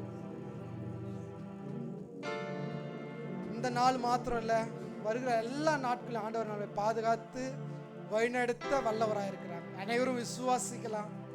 எல்லா துதி கனமும் ஆண்டவர் ஒருவருக்கே. மீட்பு ரட்சகமாக இயேசு மூலம் சொல்லிக்கிற நல்ல பாவி என்று என்னை தள்ளிவிடாமல். இந்த வார்த்தை ரொம்ப முக்கியம், அப்படிதானே? ஆண்டவர் இப்பொழுது நம்மளை அரவணைத்து பாதுகாத்து கொண்டு இருக்கிறார். ஒவ்வொரு நேரமும் ஒவ்வொரு செயல்களும் வார்த்தைகளும் நம்மளிடம் வெளிப்படும் பொழுது அது பரிசுத்தமாக இருக்க வேண்டும். வெளியரங்கமான பரிசுத்தமாக இல்லாமல் உள்ளரங்கமாக நம்மக்கிட்ட பரிசுத்தம் காணப்பட வேண்டும். அதுதான் நம்மளுடைய மனசு நமக்கு எப்படி இருக்குன்னு நமக்கு தெரியாது, நமக்கும் தேவனுக்கும் தான் தெரியும். இப்போ சகோதரன் ராஜ் மனசுக்குள்ளே என்ன இருக்குன்னு எனக்கு தெரியுமா? அவங்க மனைவியினால் கூட சில நேரம் கண்டுபிடிக்க முடியாது, அவர் சொன்னால் தான் உண்டு. அதே மாதிரி ஆனால் ஒருவருக்கு தெரியும். யாருக்கு? தேவனுக்கு தெரியும். அப்போ நம் செய்கிற சிறு சிறு வார்த்தைகள், சிறு சிறு காரியங்கள் தேவனுக்கு பிரியமாய் எப்பொழுதும் இருக்கணும். அப்போ அதை நம்ம என்ன செய்யணும்? சின்ன காரியமாக இருந்தாலும் மதுரமாய் தோன்றும். நமக்கு பேசுகிற வார்த்தைகள் நமக்கு மதுரமாய் தோன்றும், தேவனுக்கு பிடிக்காத காரியமாக இருக்கும். இந்த ஒரு சிறு காரியம்தான். அதாவது இந்த குரங்கு எல்லாருக்கும் நமக்கு தெரியும், எல்லோரும் பார்த்துருப்போம். அதை பார்த்த உடனே நமக்கு ஒரு சிரிப்பு தோணும். இந்த குரங்கு பிடிக்கிறவங்க என்ன செய்வாங்க அப்படின்னா, வலையை வச்சு பிடிப்பாங்க, சில நேரம் கூண்டு வச்சு பிடிப்பாங்க. இந்த தருமபுரி, சேலம் இந்த பக்கங்களில் என்ன எப்படி பிடிப்பாங்க அப்படின்னா, பெரிய ஒரு பானை செய்வாங்க. அது ரொம்ப வெயிட்டாக இருக்கும், இரும்பில் செஞ்சு வச்சுருப்பாங்க பிடிக்கிறதுக்கு. அந்த பானைக்குள்ளே என்ன பண்ணுவாங்க, வாழைப்பழம், முறுக்கு, கேரட்டு, இந்த மாதிரியான மதுரமான குரங்குக்கு பிடிச்ச ஐட்டங்களை போட்டு வச்சுருப்பாங்க. அது அந்த கை போடுற வழி இருக்குல்ல, அது சின்னதாக இருக்கும், குரங்குக்குள்ளே கை போகும், அந்த அளவுக்கு வச்சுருப்பாங்க பிடிப்பதற்கு. இதை தூக்கிட்டு இழுத்துட்டு ஓட முடியாது, அந்த அளவுக்கு வெயிட் இருக்கும். அது நிறைய வச்சுருப்பாங்க. அவங்க பிடிக்கிறதுக்காக என்ன செய்வாங்க, அதில் ரொம்ப மரமெல்லாம் போட்டு வச்சுருப்பாங்க. அந்த குரங்கு வந்து இப்போ எட்டி முதல்ல பார்க்கும், அதில் அதுக்கு பிடித்த எல்லா ஐட்டமும் இருக்கும். ரொம்ப சந்தோஷத்தோடு கூட என்ன செய்யும், அந்த கையை போட்டு இருக்கிறதெல்லாம் வாரி எடுத்து இப்படி வச்சுக்கிடும். அந்த கேரட்டு, பழம் எல்லாம் இருக்கும். திருப்பி என்ன செய்யும், அந்த கை போகிற அளவுக்கு தான் இருக்கும். அது நிறைய கையில் வாரி இப்படி வச்சுருக்கிறதுனால கையை திருப்பி எடுக்க முடியாது. அதை விடறதுக்கு அதுக்கு மனசும் இல்லை. அதை எடுத்துட்டும் ஆனால் இழுத்துக்கிட்டு ஓடவும் முடியாது. அந்த அளவுக்கு அதுக்கு அது தேவை. அந்த மதுரம், நம்மளுடைய குரங்கு அந்த கையை போட்ட மாரி நம்மளுடைய எண்ணங்கள், சிறு சிறு மனசு சில நேரங்களில் பாவ சேற்றுக்குள்ளாக கடந்து போகும். ஆனால் அந்த குரங்குக்கு தெரியாது, நம்ம இந்த எல்லாத்தையும் விட்டுட்டோம்னா நம்ம கை வெளியில் வந்துடுங்கிறது தெரியாது. ஆனால் அது பிடிச்சி அப்படியே பிடிச்சி வச்சுருக்கும். அவனுங்க வந்து பிடிக்கிறது வர அப்படியே தான் இருக்கும். பாவம் அதை என்ன செய்யும், மாட்டிக்கிடும். நம் உள்ளமும் அப்படித்தான், நம் எண்ணங்களும் அப்படித்தான். சிறு சிறு காரியத்திற்காக பாவங்கள் நாம் செய்வோம். இதை விட்டுட்டோம் அப்படின்னா அதிலிருந்து நாம் தப்பித்து கொள்ளலாம் என்று நமக்கு தெரியும். ஆனால் குரங்கு தெரியாது, நமக்கு தெரியும், ஆனால் நம்ம விட மாட்டோம். நாம் இந்த குரங்கை போல் கையில் பிடிச்சி வச்சுருக்க போல் மனசுக்குள்ளே பிடிச்சி அப்படியே அலைஞ்சிக்கிட்டு இருக்கோம். அந்த பாவத்தை விட்டு விட்டால் தேவன் நம்மை ஒதுக்க மாட்டாங்க. ஆனாலும் தேவ வார்த்தை என்னது, பாவி என்று என்னை தள்ளிவிடாமல் என்னை சேர்த்து கொண்டிருக்கீங்க. அப்படியாய் நாம் தேவனுக்குள்ளாக நடந்து கொள்ள நம்மை ஆயத்தப்படுத்தி கொள்ள வேண்டும். அப்பொழுதுதான் எந்த இடத்துலையுமே நான் ஒரு பாவியாக இல்லாமல் ஆண்டவரை உமக்குள்ளாக வாழ்கிறேன், சமாதானத்தோடு வாழ்கிறேன் என்பதை நாம் கற்றுக்கொள்ள முடியும். மதுரமாக தெரியும், நம்ம கண்களுக்கு ரொம்ப இனிமையாக தெரியும். அதை ஏற்றுக்கொள்ளக்கூடாது. தேவனுக்கு அது பிடிக்காத காரியமாக இருந்தால் அதை உதாசீதனப்படுத்தி விட்டு நாம் செல்லும் பொழுது நாம் தப்பித்து கொள்ள முடியும். பாவத்திற்கு எதிராக சாத்தான் நம்மளை வலைவீசி வச்சுருப்பான் பிடிக்கிறதுக்கு. மனிதர்களை பிடிக்கிறவன் சாத்தான் தானே. பாவத்துக்குள்ளே போட்டு அவங்கள பிடிக்கிறதுக்கு வச்சுருப்போம். அதற்குள் விழுந்து விடாதபடிக்கு இன்றைய நாட்களில் தேவன் நமக்காக பரிதவித்து கொண்டு இருக்கிறாங்க. அதற்குள்ளாய் நாம் கடந்து செல்லாதபடிக்கு தேவன் நம்மை வழிநடத்தணும். அதற்காக நாம் எப்பொழுதும் அவரிடத்தில் வேண்டிக் கொள்ள வேண்டும். சமாதானத்தோடு வாழ்வதற்கு நாம் எப்பொழுதும் ஜெபம் செய்ய வேண்டும். தேவன் நம்மை ஆசீர்வாதமாய் வழி நடத்துவாராக. இப்பொழுதும் தேவ வார்த்தையை சகோதரன் சுரேஷ் அவர்கள் நமக்காக கொடுப்பார்கள்.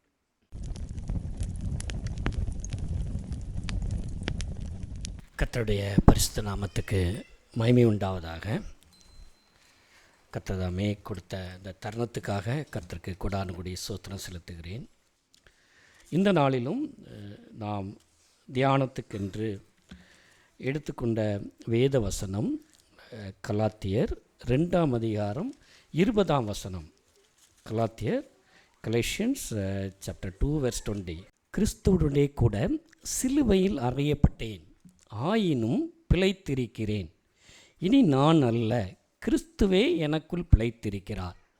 நான் இப்பொழுது மாம்சத்திலே பிழைத்திருக்கிறதோ என்னில் அன்பு கூர்ந்து எனக்காக தம்மைத்தாமே ஒப்பு கொடுத்த தேவனுடைய குமாரனை பற்றும் விசுவாசத்தினாலே பிழைத்து இருக்கிறேன். இந்த வார்த்தை, இந்த தேவனுடைய வசனம் ஒரு பவர்ஃபுல் வெர்ஸ். வேதத்திலே ஒரு அப்போஸ்தலனாகிய பரிசுத்த பவுல் இந்த கலாத்திய நாட்டிய சபைகளுக்கு சொன்ன மிகவும் ஒரு பவர்ஃபுல்லான வசனம். பவுல் தேவனுடைய பிள்ளைகளாகிய நமக்கு ஒரு முன்மாதிரியான கேரக்டராக இருக்கின்றார். அவர் சொல்லும்போதே நீங்கள் என்னை பின்பற்றுங்கள் என்று அவர் சொல்லியிருக்கும்போது, நான் கிறிஸ்துவை பின்பற்றினது போல நீங்களும் என்னை பின்பற்றுங்கள்.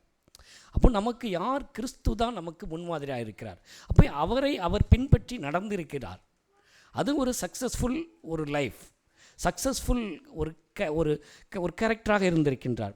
அதே போல தான் நாமும் இந்த நாளிலே பவுலை போல கிறிஸ்துவுக்குள் வாழ தேவன் நம் ஒவ்வொருடைய இருதயத்திலும் கிரியை செய்ய வேண்டும். பவுலை போல பவுல் எவ்வாறாக கர்த்தராகிய இயேசு கிறிஸ்துவை ஒரு அஸ்திபாரமாக அவர்தான் என் மூளைக்கல், அந்த ஃபவுண்டேஷன் ரொம்ப கிளியராக இருந்தது.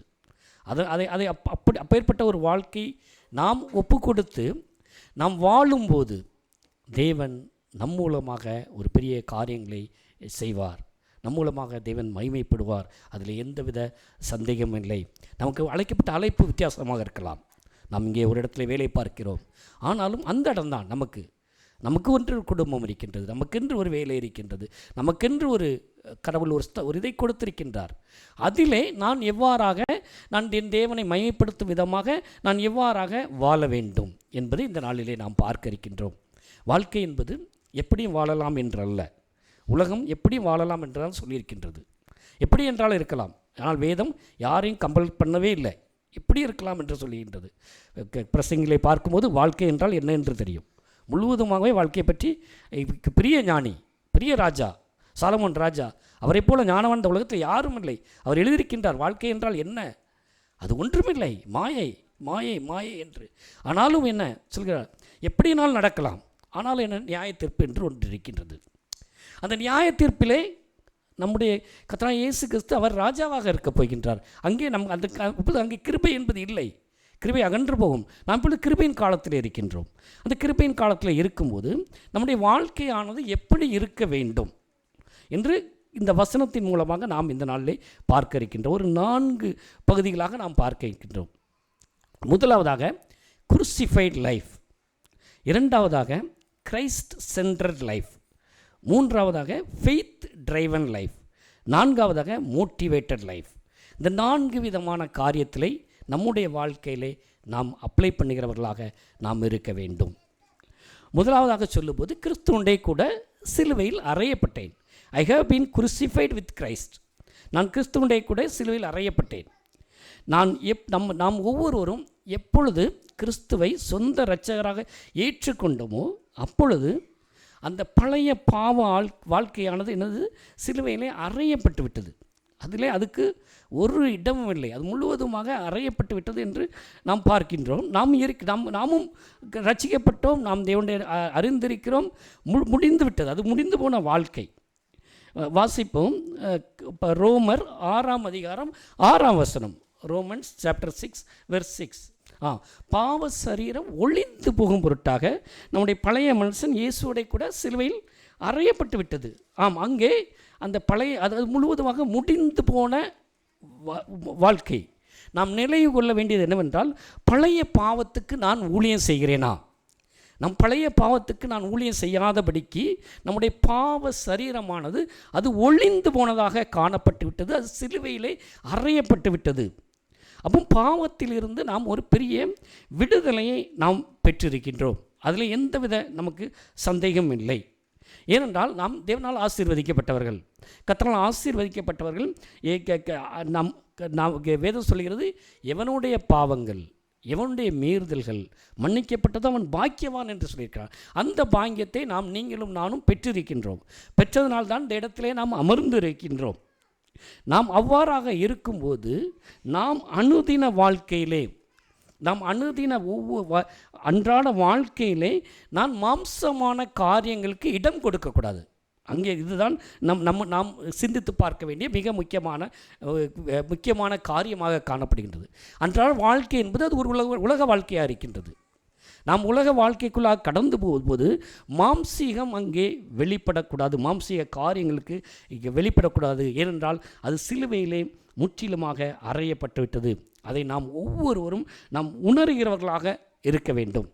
ஒருவேளை நியாயப்பிரமாணம் பாவம் என்று சொல்லுகிறதோ அதை நாம் தொடாமல் இருக்கலாம், அதிலிருந்து நாம் விலகி இருக்கலாம். ஆனால் மற்ற காரியங்கள், வேதத்தில் அநேக காரியங்கள் சொல்லப்பட்டிருக்கின்றன. சுயநலம், பெருமைகள், சின்ஃபுல் தாட்ஸ், மற்றவர்கள் செய்த குற்றங்களை மன்னிக்காமல் இருப்பது, ஒரு ஒரு ஒரு ஒரு ஒரு வஞ்சகம் நம் மனதிலே, ஒரு வைராக்கியம், ஒரு அவர்களை பழி வாங்க வேண்டும், அது வேறு மாதிரியான காரியங்கள், அநேக காரியம் எல்லாமே வேதத்தில் கொடுக்கப்பட்டிருக்குது. அதுவுமே முழுவதுமாக களைந்து போட வேண்டும். ஏனென்றால் அது ஒரு மாம்சீகமான காரியங்களாக இருக்கிறது என்று சொல்லப்பட்டிருக்கின்றது. அதுவும் அன்றாட வாழ்க்கையிலே சிலுவையிலே அறையப்பட்டு தான் ஆக வேண்டும். அது சிலுவையிலே அறையப்படும் போது தான் நாம் அடுத்த நிலைமைக்கு நாம் செல்ல முடியும். நெக்ஸ்ட் லெவலுக்கு நாம் செல்ல வேண்டும் என்றால் இந்த காரியங்கள் நம்மை விட்டு முழுவதுமாக நீங்கி போக வேண்டும். ஏனென்றால் மாம்சத்தின் இச்சை, கண்களின் இச்சை, ஜீவனத்தின் பெருமை, இவைகளெல்லாம் எவையெல்லாம் உண்டான உலகத்தினால் உண்டான. வாசிப்போம் 1 ஜான் சாப்டர் 2 வெர்ஸ் 17. இந்த மாம்சத்தின் இச்சை, கண்களின் இச்சை, ஜீவனத்தின் பெருமை, பெருமையான காரியங்கள். எதற்காக நாம் இந்த காரியத்தை செய்கிறோம் என்று இல்லாமல் அநேக காரியங்களிலே ஜீவனத்தின் பெருமைகள் மேலோங்கி இருக்கும். அந்த அப்பேற்பட்ட காரியங்கள் எல்லாமே இந்த உலகத்தினால் உண்டானவைகள், அது நம்முடைய பிதாவினால் உண்டானது அல்ல என்பதை நாம் பார்க்கின்றோம். அப்போ நாம் எவ்வாறு இருக்க வேண்டும், கிறிஸ்துவனுடையவர்கள் எவ்வாறாக இருக்க வேண்டும்? வாசிப்போம் கலாத்தியர் 5ஆம் அதிகாரம் 24ஆம் வசனம். Collection chapter 5 verse 24. கிறிஸ்துவனுடையவர்கள் தங்கள் மாம்சத்தையும் அதன் ஆசை இச்சைகளையும் சிலுவையில் அறைந்திருக்கிறார்கள். இதைத்தான் அப்போஸ்தலனாகிய பவுல் அங்கே 2ஆம் அதிகாரத்தில் எவ்வாறு சொன்னாரோ அதே தான் இங்கே 5ஆம் அதிகாரத்தை அவர் சொல்லுகின்றார். நான் கிறிஸ்துவனுடைய கூட சிலுவையில் அறையப்பட்டு விட்டேன். அதை மீண்டுமாக சொல்கின்றார். எதை நான் சிலுவையில் அறைந்திருக்கிறேன்? நான் கிறிஸ்துவனுடைய கூட சிலுவையில் அறையப்பட்டேன். நீங்கள் யார்? கிறிஸ்துவனுடையவர்கள். கிறிஸ்துவனுடைய என்பது உங்கள் மாம்சத்தையும் அதன் ஆசைகளையும் சிலுவையில் அறைந்திருக்க வேண்டும். அப்போ இந்த நாளிலே நாம் சிந்தித்து பார்க்க வேண்டிய காரியம், நான் எவ்வாறாக இருக்கின்றேன்? நான் என்னுடைய வாழ்க்கையானது ஒரு ஒரு குருசிஃபைட் லைஃபாக இருக்கின்றதா என்பதை நாம் சிந்தித்து பார்க்க வேண்டும். இங்கே அப்போஸ்தலனாகிய பரிசுத்த பவுல் தைரியமாக சொன்னார். நான் இதை தைரியமாக சொல்ல வேண்டும் முடியுமா என்பதை நீங்கள் நாம் ஒவ்வொருவருமே சிந்தித்து பார்க்க வேண்டும். நான் கிறிஸ்துவனுடைய கூட சிலுவையில் அறையப்பட்டு விட்டேன் என்று நாம் அறிக்கை பண்ண முடியுமா? அதை நாம் சிந்தித்து பார்த்து அதிலே எதுவும் குறைகள் இருந்தால் அதை நாம் இந்த நாளிலே நாம் திருத்தி கொள்ள வேண்டும். ஏனென்றால் தேவன் நமக்கு கொடுத்திருக்கின்ற தருணங்களை நாம் பயன்படுத்தி கொள்ள வேண்டும். நாம் வளருவதற்கு கிறிஸ்துவிலே நான் வளர வேண்டும். நம்முடைய கிறிஸ்துவினுடைய நம்முடைய வளர்ச்சியானது இதோடு இல்லை, இது முடிந்து போகிற காரியம் அல்ல. தினமும் நாம் வளர வேண்டும். அந்த தினம் வாழ்க்கையிலே நான் எவ்வாறாக இருக்கின்றேன்? மற்றவங்களை மன்னித்திருக்கிறேனா? மற்றவர்கள் எனக்கு செய்த விரோதங்களை குற்றங்களை நான் மன்னித்திருக்கிறேனா? மன்னிக்கவில்லை என்றால் கண்டிப்பாக மன்னிக்க வேண்டும். அல்லது நான் அவர்களுக்கு விரோதமாக நாங்கள் ஏதாவது செய்திருந்தால் நான் மன்னிப்பு கேட்க வேண்டும் அவர்களிடம். அப்பேற்பட்ட அந்த ஒரு கேரக்டருக்குள் நாம் வருகிறவர்களாக நாம் இருக்கும்போது அதுதான் நாம் சிலுவையிலே ஒரு அறையப்பட்ட வாழ்க்கையாக இருக்கும். ஏனென்றால் நமக்கு அழைக்கப்பட்ட அழைப்பு பரலோகம், இந்த காண்கின்ற உலகம் அல்ல. காணாத பரலோகத்தை நாம் நோக்கி இருக்கின்றோம். நம்முடைய அன்றாட வாழ்க்கையிலானது கிறிஸ்துவண்டை கூட ஒரு சிலுவையில் அறையப்பட்ட ஒரு வாழ்க்கையாக இருக்க வேண்டும். இது ஏதோ ஒரு நாள் வாழ்க்கை அல்ல, இது வாழ்நாள் முழுவதுமே நாம் அப்பேற்பட்ட வாழ்க்கை வாழ நாம் அர்ப்பணிக்க வேண்டும். ஏனென்றால் நாம் மேலான வாழ்க்கை, கீழான வாழ்க்கை அல்ல. அப்போ அந்த கீழான வாழ்க்கை அல்ல என்ற போது நீ கீழாகாமல் மேலாவாய். அப்போ நாம் மேலாக வேண்டும் என்ற அந்த ஒரு ஆசீர்வாதத்தை நாம் நோக்கி இருக்கின்ற நாம், அப்போ கீழான காரியத்தை நான் விட்டுவிட வேண்டும் அல்லவா? கீழான காரியத்தை நான் ஏன் விட்டுவிட மாட்டேங்கிறேன்? ஏன் என்னையே நான் தற்பரிசோதனை செய்ய மாட்டேங்கிறேன்? நாம் ஒரு தற்பரிசோதனை செய்தால் நமக்கு அழைக்கப்பட்ட அழைப்பு இவ்வாறு தான் வாழ்க வேண்டும் என்று வேதம் ஒரு வழியை காண்பித்திருக்கின்றது. ஏனென்றால் நமக்கு ஒரு குறுகலான வழி தான் நம்முடைய வழி. அந்த வழியில் எப்படி எஸ்கேப் ஆகணும் அதுதான் நாம் பார்க்க வேண்டும். அப்போ அந்த குறுகலான வழி என்று சொல்லப்பட்டிருக்கின்றது. அப்போ அது ஒரு பெரிய பாதை அல்ல, எல்லோரும் செல்கின்ற அந்த பாதை அல்ல, நமக்கு ஒரு குறுகலான வழி தான் கொடுக்கப்பட்டிருக்கின்றது. அந்த குறுகலான வழியிலே நாம் எஸ்கேப் ஆக வேண்டும். அப்போ நாம் எவ்வாறான ஒரு மேலான வாழ்க்கை வாழ வேண்டும் என்பதை உணர்ந்தவர்களாக நம்முடைய வாழ்க்கையில் இருக்கின்ற சிறு சிறு காரியங்கள், ஏன்னா நம்ம எல்லாமே குறைவுள்ளவர்கள் தான், குறைவில்லை என்று யாருமே நம்மை சொல்ல முடியாது. நானும் எல்லாருமே நாம் ஒரு பெரிய பரிசுத்தவான்கள் யாரும் சொல்ல முடியாது. எல்லாருமே நாம் குறைவுள்ளவர்கள் தான், குறைவு உண்டு.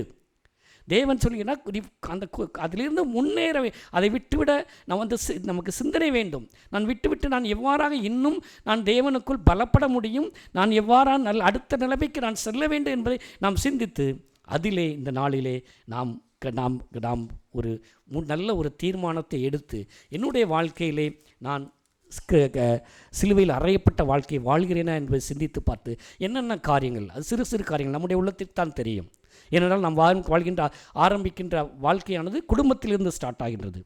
நம்முடைய குடும்பத்திலே நாம் எவ்வாறாக இருக்கின்றோம், கணவனுக்கும் மனைவிக்கும் கணவனுக்கும் பிள்ளைகளுக்கும் எல்லாமே ஒருவேளை மேரேஜ் ஆகாமல் இருந்தால் நம்முடைய பெற்றோர்களோடு நாம் எவ்வாறாக இருக்கின்றோம், அதிலே எதுவும் குறைகள் இருந்தால் அதை நாம் கலைந்து போட்டு நாம் தேவனுடைய சமூகத்திலே நாம் சேருகிறவர்களாக நாம் இருக்க வேண்டும். நாம் அதிலே தவறுகள் இருந்தால் அதை நாம் திருத்தி நாம் சிலுவையில் அறையப்பட்ட வாழ்க்கையை தேவன் நாளிலே வாழ நம்மை அழைக்கின்றார். அடுத்ததாக நாம் பார்க்கும்போது Christ centred life. It is no longer I who live but Christ lives in me. நான் அல்ல, கிறிஸ்துவே எனக்குள் பிழைத்திருக்கின்றார். இனி நான் அல்ல, கிறிஸ்துவே எனக்குள் பிழைத்திருக்கின்றார். ஆம், நம்முடைய வாழ்க்கையானது இயேசு கிறிஸ்துவை மையமாக வைத்த வாழ்க்கையாக இருக்க வேண்டும். இயேசு கிறிஸ்துவை ஒரு வெளிப்படுத்துகின்ற வாழ்க்கையாக இருக்க வேண்டும்.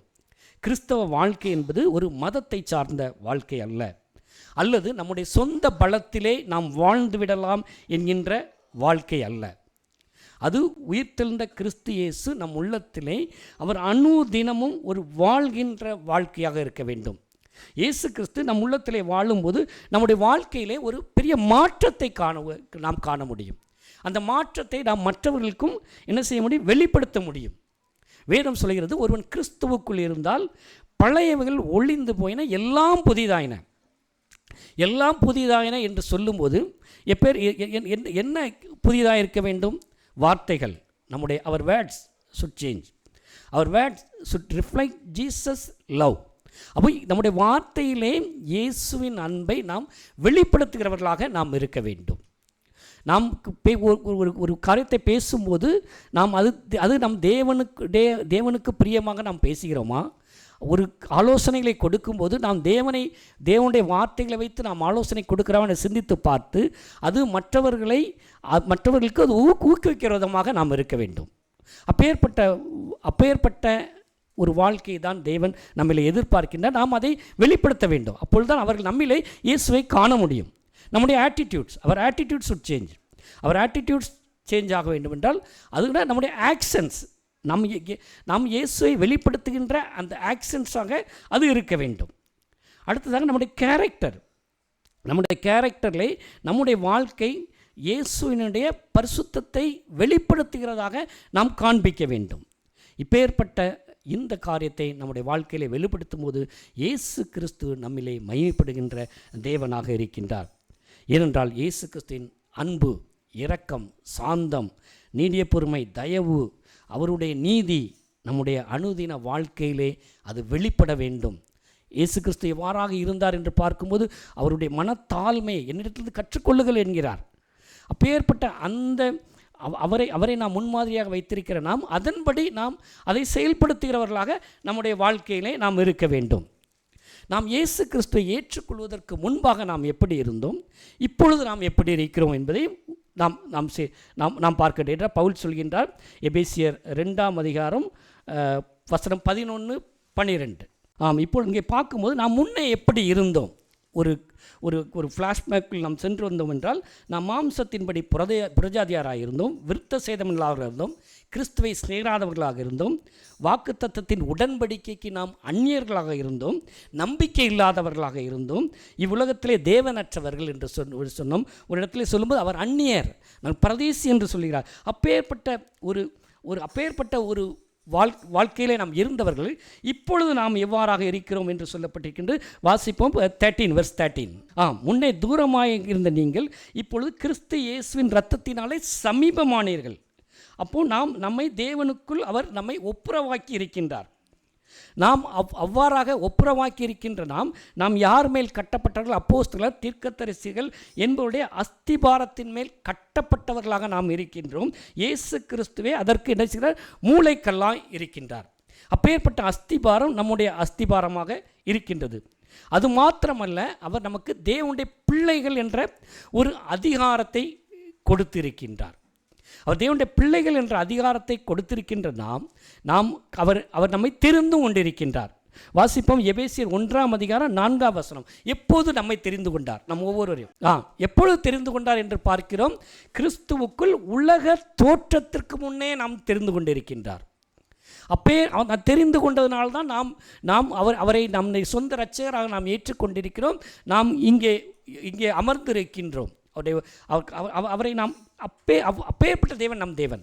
அவருடைய அன்பு, அகலம், ஆழம் என்பது ஒரு பெரிய அப்பேற்பட்ட ஒரு பாக்கியத்தை அவர் நமக்கு கொடுத்திருக்கின்றார். அப்படி தெரிந்து கொண்ட நாம் அது மாத்திரமல்ல, அவர் அதே அதிகாரம் 6ஆம் வசனம் வாசியுங்கள். அதுக்கு அடுத்ததாக அவர் உலகத் தோற்றத்திற்கு தெரிந்து கொண்டார் என்று சொல்கின்றார். அதுபோக சுவிகார புத்திரராக முன் குறித்தும் இருக்கின்றார். அப்போ இப்பேற்பட்ட பாக்கியத்தை தேவன் நம்முடைய ஒவ்வொருவருக்கும் நமக்கு கொடுத்திருக்கின்றார். அது மாத்திரமல்ல, கலாத்தியர் 4ஆம் அதிகாரம் 6ஆம் வசனம்.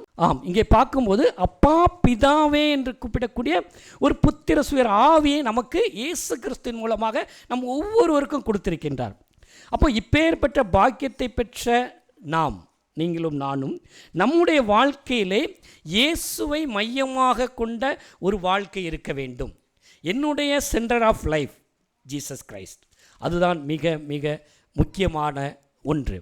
நாம் எப்படி இருக்க வேண்டும், கிறிஸ்து நம் உள்ளத்தில் எப்பொழுது வாசம் பண்ணுகிறாராக அவர் என்னுடைய சென்டராக இருக்கின்றாரா, அந்த புதிய மனுஷனை நான் தரித்து கொண்டிருக்கிற எவ்வாறாக என்னுடைய வாழ்க்கையிலே நான் பரிசுத்தத்தை நான் காட்டுகிறேன், நீதியை காட்டுகிறேன்.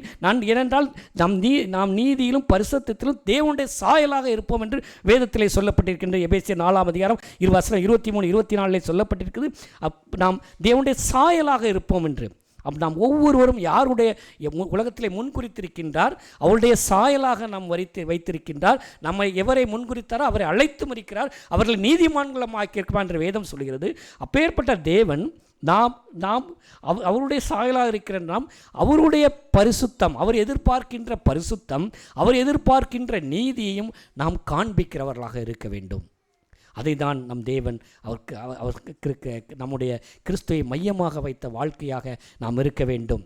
இப்போ நாம் பார்க்கும்போது இங்கே மலைப்பிரசங்கத்திலே பார்க்கும்போது தேவன் சொல்லியிருக்கின்றார், ஆவியில் எளிமையுள்ளவர்கள் பாக்கியவான்கள், இரக்கத்தில் ஐஸ்வர்யமுள்ளவர்கள் பாக்கியவான்கள், அவர்கள் இரக்கத்தை பெறுவார்கள் என்று அந்த 5ஆம் அதிகாரத்திலே எல்லாவித பாக்கியத்தை பெற்ற பிள்ளைகளை பற்றி தேவன் அங்கே மலைப்பிரசங்கத்திலே சொல்லியிருக்கிறார். அப்பேற்பட்ட ஒரு வாழ்க்கையை நாம் காண்பிக்கிறவர்களாக நாம் இருக்க வேண்டும். இதைத்தான் தேவன் அவர்களுக்கு பரிசேயர்களை அவர் கடிந்து கொண்டார். வேதபாரரையும் பரிசேயர் சொல்லும்போது, நீங்கள் எல்லாம் செய்கின்றீர்கள், நியாயப்பிரமாணத்தின்படி எல்லாம் செய்கிறீர்கள், ஆனால் முக்கியமான இரக்கத்தை நீதியை விட்டுவிட்டீர்களே என்று அவர்களை கடிந்து கொண்டார் என்று நாம் பார்க்கின்றோம். நம்முடைய வாழ்க்கையிலே நாம் சில காரியங்களை செய்யலாம், சில காரியங்களை விட்டு இருக்கலாம்.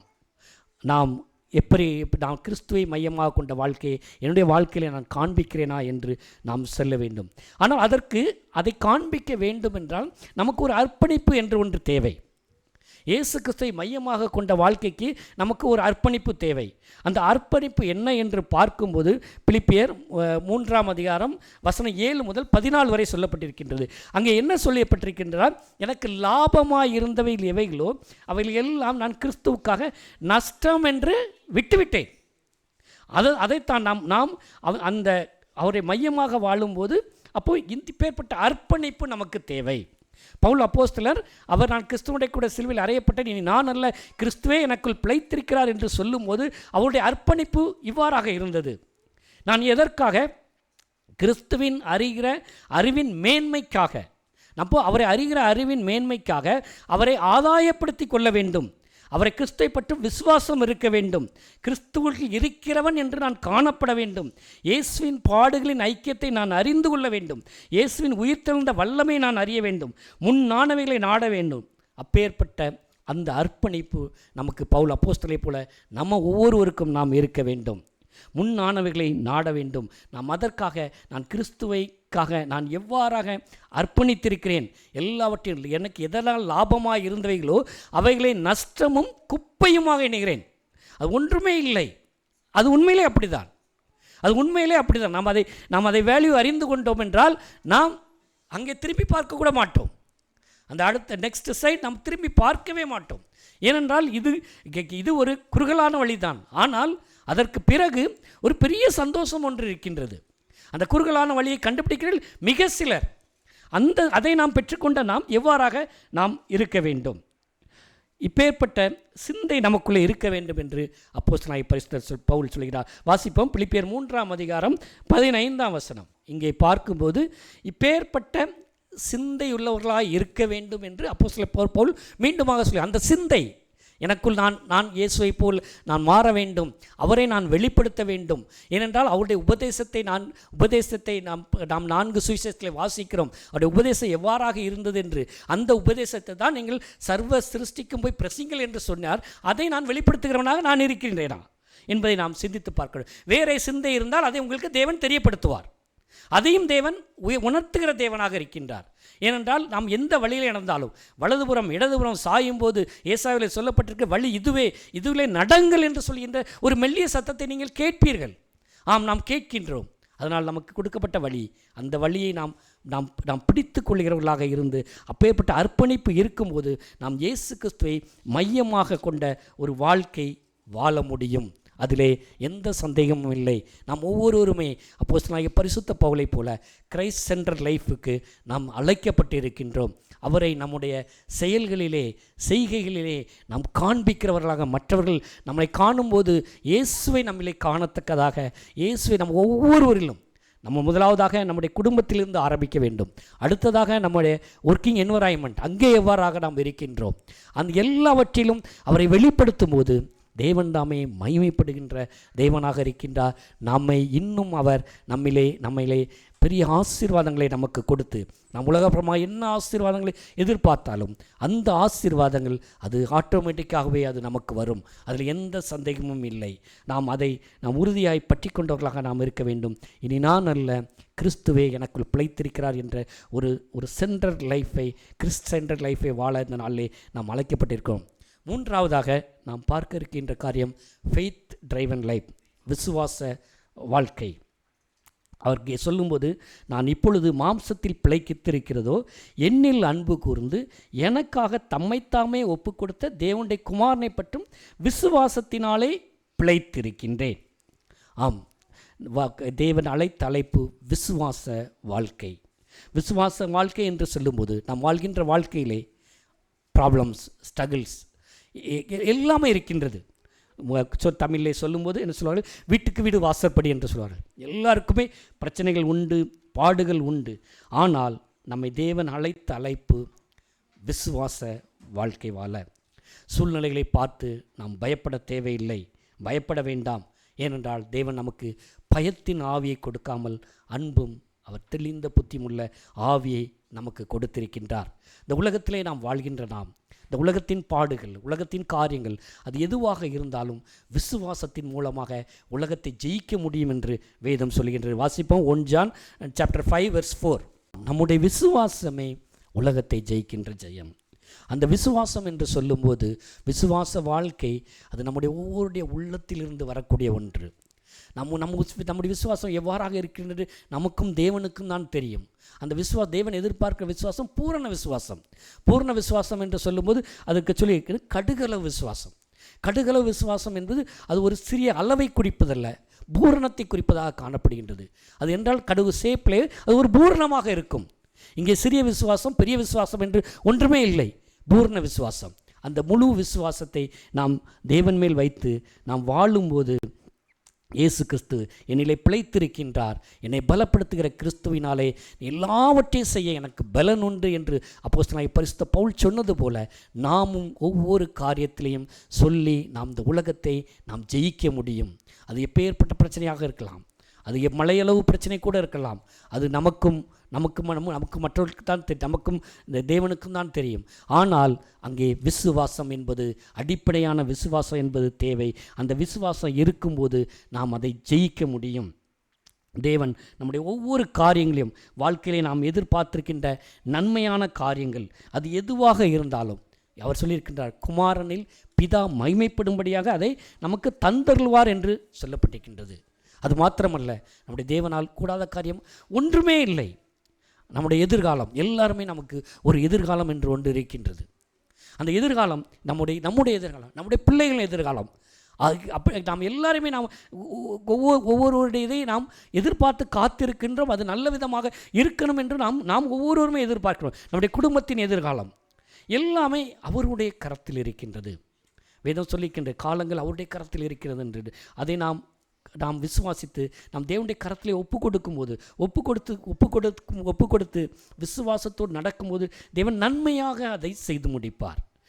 அதுதான் உலகத்தாருக்கும் மற்றொரு நமக்கும் உள்ள ஒரு பெரிய வித்தியாசம். நம்முடைய வாழ்க்கையிலே ஒவ்வொரு காரியங்களையும் அவர் நன்மையாக நமக்கு நன்மை தரக்கூடிய காரியங்களை மட்டுமே செய்யக்கூடியவர். அவர் அவ்வளவு கரிசனை உள்ள தேவன் என்று சொல்கிறது. அவர் உங்களை விசாரிக்கிற தேவன். அப்போ விசாரிக்க நாம் தெரியும், நாம் அறிந்திருக்கின்றோம். நமக்கு ஒரு சிறு காரியம் என்றால் நம்மை சுற்றி இருக்கின்றோம், நம்ம குடும்பத்தாக்காரர்கள் மட்டும்தான் விசாரிப்பார்கள், யாரும் விசாரிக்க மாட்டார்கள்.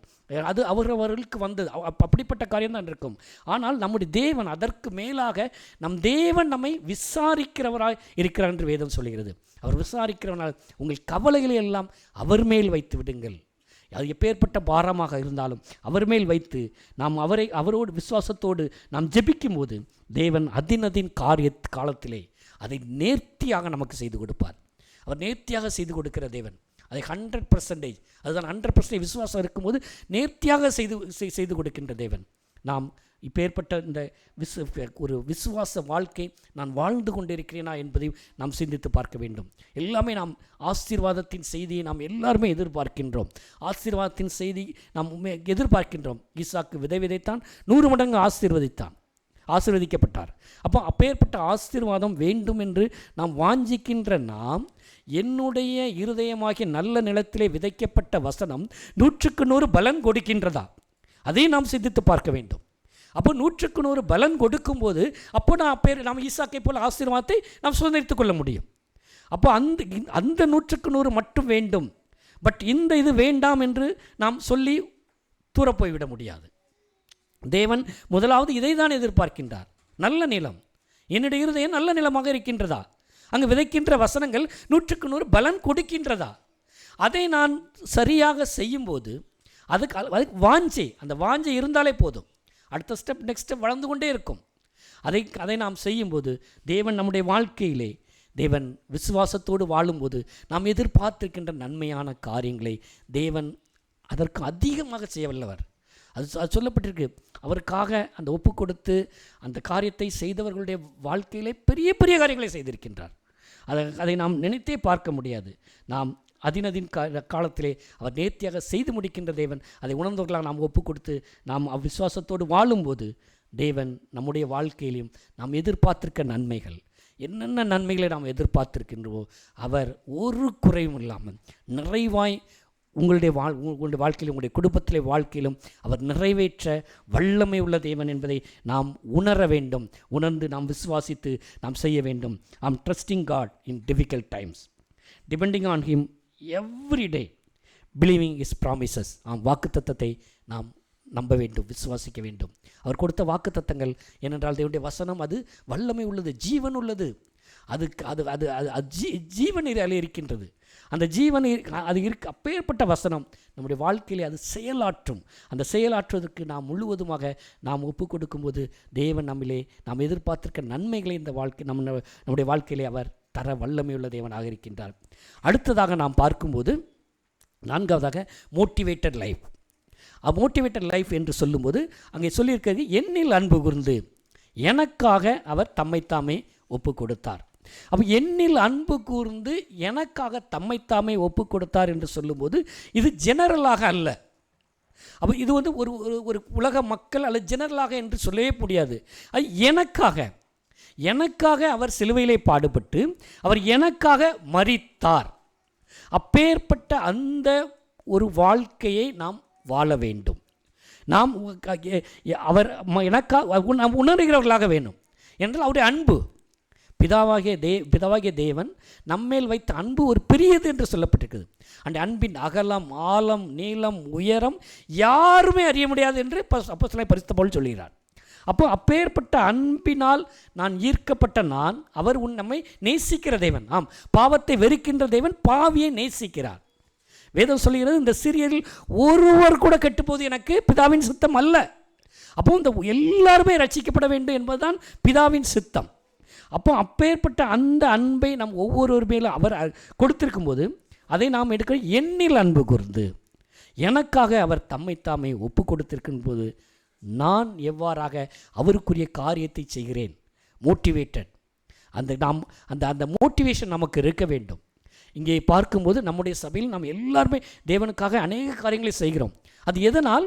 தேவன் நம்மேல் அன்பு கூர்ந்து செய்த அந்த அன்பு கூர்வுக்கு நாம் அதை சந்தோஷமாக செய்கிறோம். அதுதான் மோட்டிவேட்டட் லைஃப். அதற்கு நாம் எல்லோருமே ஒவ்வொருவருமே சாட்சிகளாக இருக்கின்றோம். அதை நாம் இன்னும் அதிகமாக உற்சாகமாய் நாம் செய்ய வேண்டும். நாம் தேவனுக்காக செய்கின்ற காரியங்கள் இங்கே பார்க்கும்போது இங்கே பிரதர் சொல்லும்போது எல்லாருக்குமே அவர்கள் ஒரு ஆப்பர்ச்சுனிட்டியை கொடுக்கின்றார்கள். எல்லாருமே அவர்கள் ஏனென்றால் தேவனுடைய நாமம் மகிமைப்பட வேண்டும். உங்கள் மூலமாக நீங்கள் மகிமைப்பட வேண்டும். இங்கிருந்து செல்லும்போது நீங்கள் அங்கே ஊரிலிருந்து எப்படி வந்தீர்களோ அப்படி செல்வதில்லை என்று அவர்கள் அடிக்கடி அங்கே நம்மிடம் சொல்கிறார்கள். அது எதனால்? நம் இயேசு கிறிஸ்து எனக்கு செய்ததை நானும் இன்னும் அவருக்காக நான் எதையாவது செய்ய வேண்டும். அந்த மோட்டிவேஷன் நமக்கு இருக்க வேண்டும். அவருக்காக பெரிய காரியங்களை நாம் ஒவ்வொருவரும் செய்ய வேண்டும். தேவனுடைய ராஜ்யத்தை கட்டப்படுவதற்காக செய்ய வேண்டும். இந்த நாளிலே இந்த சுவிசேஷ ஊழியங்களை அழைக்கப்படும் சொல்லு போ அல்லது அனுப்பு. நாம் சுவிசேஷ ஊழியத்துக்காக என்னென்ன காரியங்கள் நம்ம செய்ய முடியுமோ சுவிசேஷ ஊழியங்களுக்காக ஜெபிக்கலாம், கொடுக்கலாம். என்ன காரியத்தை நாம் செய்ய முடியுமோ செய்ய வேண்டும். ஏனென்றால் அவருடைய சுவிசேஷம் உலகமெங்கும் விதைக்கப்பட வேண்டும். அதற்கு என்னால் நான் என்ன செய்கின்றேன்? ஜெபிக்கின்றோமா?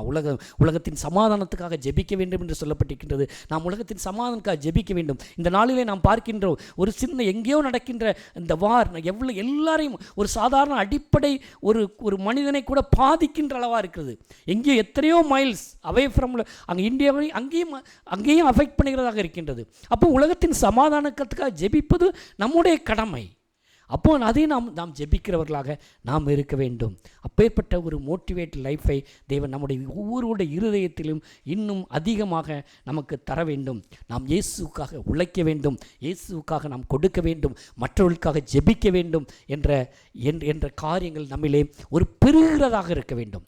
இப்போ இதுவரை நான் எவ்வாறாக இருக்கேன், இதைவிட இன்னும் அதிகமாக நான் தேவனுக்காக இன்னும் அதிகமாக நான் எழும்பி பிரகாசிக்க வேண்டும் என்ற அந்த எண்ணங்கள் நம் ஒவ்வொருடைய இதயத்திலுமே வர வேண்டும். அவருக்காக நான் என்னென்ன செய்யலாமோ அதை எல்லாமே செய்கிறவர்களாக இருக்கும்போது ஏன் செய்கிற வேணும்? அவர் எனக்காக என்னில் அன்பு கூர்ந்தார், எனக்காக மரித்தார், எனக்காக உயிர்த்தெழுந்தார். உயிர்த்தெழுந்த இயேசு கிறிஸ்து என்னோடு இருக்கும்போது நான் கவலைப்பட தேவையில்லை. அவர் என்னுடைய எல்லா காரியத்தையும் பார்த்து கொள்வார்.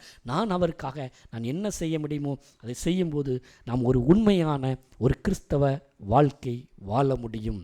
நாம் ஒரு ட்ரூ கிறிஸ்டியன் லைஃப் வாழ இந்த நாளிலே நம் ஒவ்வொருவரையும் தேவன் அழைக்கின்றார். நாம் நாளிலே பார்த்த 4 விதமான காரியங்கள். குருசிஃபைட் லைஃப், அது நம்முடைய ஓல்ட் லைஃப் இஸ் டெட், பழைய வாழ்க்கை அது முடிந்து போனது, நான் அங்கே திரும்பி பார்க்க மாட்டேன் என்ற அந்த ஒரு அர்ப்பணிப்பு நமக்கு தேவை. ஏதாவது நாம் இந்த நாளிலே நம்முடைய லைஃப்பிலே பழைய காரியங்கள் ஏதாவது நம்மை கண்ட்ரோல் பண்ணுகிறதா என்பதை நாம் சிந்தித்து பார்க்க வேண்டும். இன்னும் நம்முடைய காரியங்கள் எதுவாக இருந்தாலும் அது என்னை கண்ட்ரோல் பண்ணுகிறதா என்பதை சிந்தித்து பார்த்து அவ்வாறாக அது நம்மை கண்ட்ரோல் பண்ணினால் அதை விட்டுவிட வேண்டும். தேவன் அதை தான் ஒரு மனம் திரும்புதலை நம்முடைய ஒவ்வொருடைய இல்லத்திலும் எதிர்பார்க்கின்றார். எந்த குறைகள் இருந்தாலும் அந்த குறைகளை இயேசு கிறிஸ்து நம் சமூகத்திலே நாம் அறிக்கையிடும்போது தேவன் அந்த குறைகளை நிறைவாக்க வல்லமையுள்ள தேவனாக இருக்கின்றார். அவர் நம்மை அன்போடு அணைக்கின்ற தேவன், அவர் நேசிக்கின்ற தேவன். அவருக்கு நாம் அது ஒரு குருசிஃபைட் லைஃப், சிலுவையிலே அறையப்பட்ட வாழ்க்கையை தேவன் நம்மிடத்தில் எதிர்பார்க்கின்றார். அடுத்ததாக கிரைஸ்ட் சென்டர் லைஃப். ஆம், இயேசு கிறிஸ்துவினிலே வாழ்கின்றார். Christ lives in us. நம்மிலே வாழ்கின்ற தேவனை நாம் வெளிப்படுத்துகிறவர்களாக நாம் இருக்க வேண்டும். மூன்றாவதாக ஃபெய்த் டிரைவன் லைஃப், விசுவாச வாழ்க்கை. டெய்லி ட்ரஸ்ட் காட், விசுவாசம். ஒவ்வொரு நாளும் நாம் தேவனை விசுவாசிக்க வேண்டும். நான்காவதாக motivated life, we respond to Jesus sacrifice. இயேசு கிறிஸ்து நமக்காக ஒப்பு கொடுத்தார். அவர் நமக்காக சிலுவையிலே மரித்தார். நமக்காக மரித்ததோடு அவர் அது முடிந்து போகவில்லை, உயிர் தெழுந்தார். அவருக்கு பிதா அவரை உயிரோடு எழுப்பினார். அதை நான் விசுவாசித்து பிதாவுடன் கிட்டி நெருங்கி சேரக்கூடிய அந்த பாக்கியம், அந்த அந்த அந்த பாக்கியத்தை பெற்ற நான் இன்னும் அதிகமாக நான் தேவனுக்காக நான் எவ்வாறாக ஒரு மோட்டிவேட் லைஃப் வாழ முடியும் என்பதை சிந்தித்து பார்த்து இப்போ ஏற்பட்ட காரியங்களை நம்முடைய வாழ்க்கையிலே நாம் வாழும்போது தேவன் நம்மை ஒரு அளவில்லாத உன்னதத்தின் ஆசீர்வாதத்தினால் நம்மை பரிசுத்த பிதா குமாரன் பரிசுத்தாவியின் புது ஆசீர்வாதத்தினால் நம்மை நிரப்ப வல்லமை உள்ள தேவனாக இருக்கின்றார். இதை நாம் உணர்ந்தவர்களாக இந்த நாளிலே நாம் ஒரு தீர்மானத்தை எடுத்து நம்மை ஒப்பு கொடுத்து இந்த நாளிலே நாம் தேவனுடைய சமூகத்தில் இன்னும் இன்னும் இன்னும் அதிகமாக கிட்டி நெருங்கி சேர்ந்து அவருடைய ஆசீர்வாதத்தை நாம் சுதந்திரித்துக் கொள்வோம். இந்த நாளிலே எங்களுக்கு கொடுத்த இந்த நல்ல உம்முடைய வார்த்தைக்காக நாங்கள் உம்மை சோஸ்தரிக்கிறோம். கிறிஸ்துவுடைய கூட நான் சிலுவையில் அறையப்பட்டேன், இனி நான் அல்ல கிறிஸ்துவே எனக்குள் பிழைத்திருக்கிறார் என்ற வசனத்தின்படி அப்பா நாங்கள் ஒவ்வொரு நாளும் அப்பா சிலுவையில் அறையப்பட்ட அந்த அனுபவத்தை அப்போஸ்தலனாகிய பரிசுத்த பவுலைப் போல எங்களுடைய வாழ்க்கையிலும் நாங்கள் விட்டுவிட வேண்டிய காரியங்கள் எல்லாவற்றையும் விட்டுவிட்டு உம்மை மையமாக வைத்த வாழ்க்கை வாழத்தக்கதாக நாங்களும் அப்பா கர்த்தாவே எங்களுடைய வாழ்க்கையிலே விசுவாசம் அப்பா மேலோங்கி இருக்கத்தக்கதாக எங்களுடைய அனுதின வாழ்க்கையிலே ஒவ்வொரு நாளும் அப்பா விசுவாசமே உலகத்தை ஜெயிக்கின்ற ஜெயம் அப்பா. அந்த ஜெயத்தினாலே நாங்கள் காண்கின்ற இந்த ஒவ்வொரு காரியத்திலும் நாங்கள் எதிர்பார்த்திருக்கின்ற காரியங்களே எங்கள் ஒவ்வொருவருக்கும் நன்மையினை கட்டளையிடுகிற தயவுக்காக நாங்கள் நன்றி நன்றி கொடானு கூடி சுத்திர செலுத்துகிறோம் அப்பா. தொடர்ந்து அப்பா நாங்கள் உண்மை வெளிப்படுத்துகின்ற அது நாங்கள் ஏதோ கடமைக்காக அல்ல அப்பா. என்னிலே அன்பு கூர்ந்து எனக்காக தம்மை தாமே ஒப்பு கொடுத்தார், எனக்காக பாடுபட்டார், எனக்காக சிலுவையிலே அடைக்கப்பட்டார். என்னுடைய பாவத்தை நீர் ஏற்றுக்கொண்டீரே, நான் உமக்காக இனி வாழ்கின்ற வாழ்க்கை நான் அல்ல, அது உண்மை வெளிப்படுத்தக்கூடிய வாழ்க்கையாக இருக்கத்தக்கதாக முழுவதும் ஒப்பு கொடுக்கப்பட்ட வாழ்க்கையாக இருக்கத்தக்கதாக ஏதோ அப்பா 30% 60% அல்ல அப்பா 100% அப்பா எங்களுடைய வாழ்க்கை உமக்கு உகந்த ஒரு தூய சரமாக இந்த காலை வேளையில் நாங்கள் ஒவ்வொருவரையும் ஒப்பு கொடுக்குறோப்பா. சிறு பிள்ளைகள் முதல் பெரியவர்களை ஒப்பு கொடுக்கிறோம். நீர்தான் தாப்பனே இந்த நாளில் எங்களுக்கு அப்பேற்பட்ட ஒரு நல்ல வாழ்க்கையை நீ தர வேண்டுமாய் ஜெபிக்கிறோம். அப்போஸ்தலனாகிய பரிசுத்த பவுலை போல எங்கள் ஒவ்வொருவரையும் எடுத்து பயன்படுத்த வேண்டுமாய் நாங்கள் ஜெபிக்கிறோம்ப்பா. சபையாக நாங்கள் தாழ்த்தி ஒப்பு கொடுக்கிறோம்ப்பா. எங்களுடைய சபை உமக்காக ஒரு எழும்பி நிற்கின்ற சபையாக எழும்பி பிரகாசி உன் ஒளி வந்தது என்றது போலப்பா ஒவ்வொருவரும் நாங்கள் உமக்காக எழும்பி நிற்கக்கூடிய பிள்ளைகளாக இருக்கத்தக்கதாக இந்த நாளிலே உன்னதத்திலிருந்து பரலோகத்திலிருந்து அப்பேற்பட்ட ஆசீர்வாதத்தை பிதா குமாரன் பரிசுத்த ஆவியினாலே அந்த பெயர்பட்ட புது ஆசீர்வாதத்தை நாங்கள் ஒவ்வொருவரும் சுதந்திரித்துக் கொள்கிறோம். அதற்காக நன்றி நன்றி நன்றி. தொடர்ந்து பொறுப்படுத்திக்கொள்ளும், மீதியான பாகத்தை பொறுப்படுத்திக்கொள்ளும், வழிநடத்து என்று இயேசுக்கு தினி ஜீவன் வளையும் நாம் திட்டம் பரவப்பிதாவே ஆமீன். ஒரு சிலரை மிகவும் கடிந்து கொள்வார்கள் சொன்னாங்க. அவங்க யாரை கடிந்து கொண்டார்கள்? மத்தேயு 23ஆம் அதிகாரம் 27வது வசனத்தை வாசிங்க. மாயக்காரராகிய வேதபாரகரே, வாசிங்கம்மா. ஐயோ, ஆமேன், போதுமா. அவங்கள ரொம்ப கடிந்து கொண்டாங்க மாயக்காரர்கள். அவர்கள் வெளியான ஒரு பரிசுத்தத்தோடு காணப்பட்டாங்க. யாரெல்லாம்? இந்த பரிசேயரும் வேதபாரகர்களும் பார்ப்பதற்கு வெளியரங்கமாக இருந்தாங்க. அவங்க தான் எல்லாம். ஆனால் ஆண்டவரை, அவங்க எந்த இடத்துல போனாலும் ஆண்டவரை குறித்து குற்றம் சொல்வதற்கு, குற்றம் கண்டுபிடிப்பதற்காக அவங்கக்கிட்ட கேள்வியை கேட்பாங்க. அப்படியான அதைத்தான் ஆண்டவர் அவங்கள ரொம்ப மிகவும் திட்டுவாங்க. நீ வெள்ளையடிக்கப்பட்ட ஒரு கல்லறை போல் இருக்கு அப்படின்னு சொல்லி அவங்கள ரொம்ப திட்டுனாங்க. பார்ப்பதற்கு வெளியரங்கமாய் நல்லா இருக்கிறாங்க, ஆனால் உள்ளரங்கமாய் ஆண்டவருக்குள்ளாக எதையும் அவங்க என்ன செய்யலை, கொடுப்பதற்கு முன் வரல. ஆண்டவரை எப்படி குற்றப்படுத்தலாம், எப்படி காயப்படுத்தலாம், அவரை எப்படி பிடிச்சி சிறையில் அடைச்சி ஏதாவது பண்ணணும் அப்படிங்கிற மாதிரி அலைஞ்சாங்க. ஆனால் வேதபாரகரும் பரிசேயருமான அவங்க உயர்ந்த ஸ்தானத்தில் இருந்தாங்க, பார்ப்பதற்கு அழகாக இருந்தாங்க. இந்த வார்த்தைகள் நமக்கு அப்படியாக தான் இருந்துச்சு. நமக்கு நம்முடைய வாழ்க்கை எப்படியாக இருக்க வேண்டும். ஆண்டவருக்குள்ளாக சில நேரங்களில் துன்பங்கள் வரும்பொழுது தேவனை குறித்து தூசணம் சொல்லாமல், இதுவும் தேவ சித்தம் என்பதை நாம் அறிந்து கொள்ள வேண்டும். அதுதான் நமக்காக அவங்க அந்த 4 வார்த்தைகளின் மூலமாக தேவன் வெளிப்படுத்தின ஒரு காரியம். அதை கை கொண்டு நடக்கும்போது அவங்க சொன்ன மாதிரி கிருபையும் ஆசீர்வாதமும் நம் தலையின் மேலும் நம் சந்ததியின் தலையின் மேலும் தங்கியிருக்கும். ஆமேன்.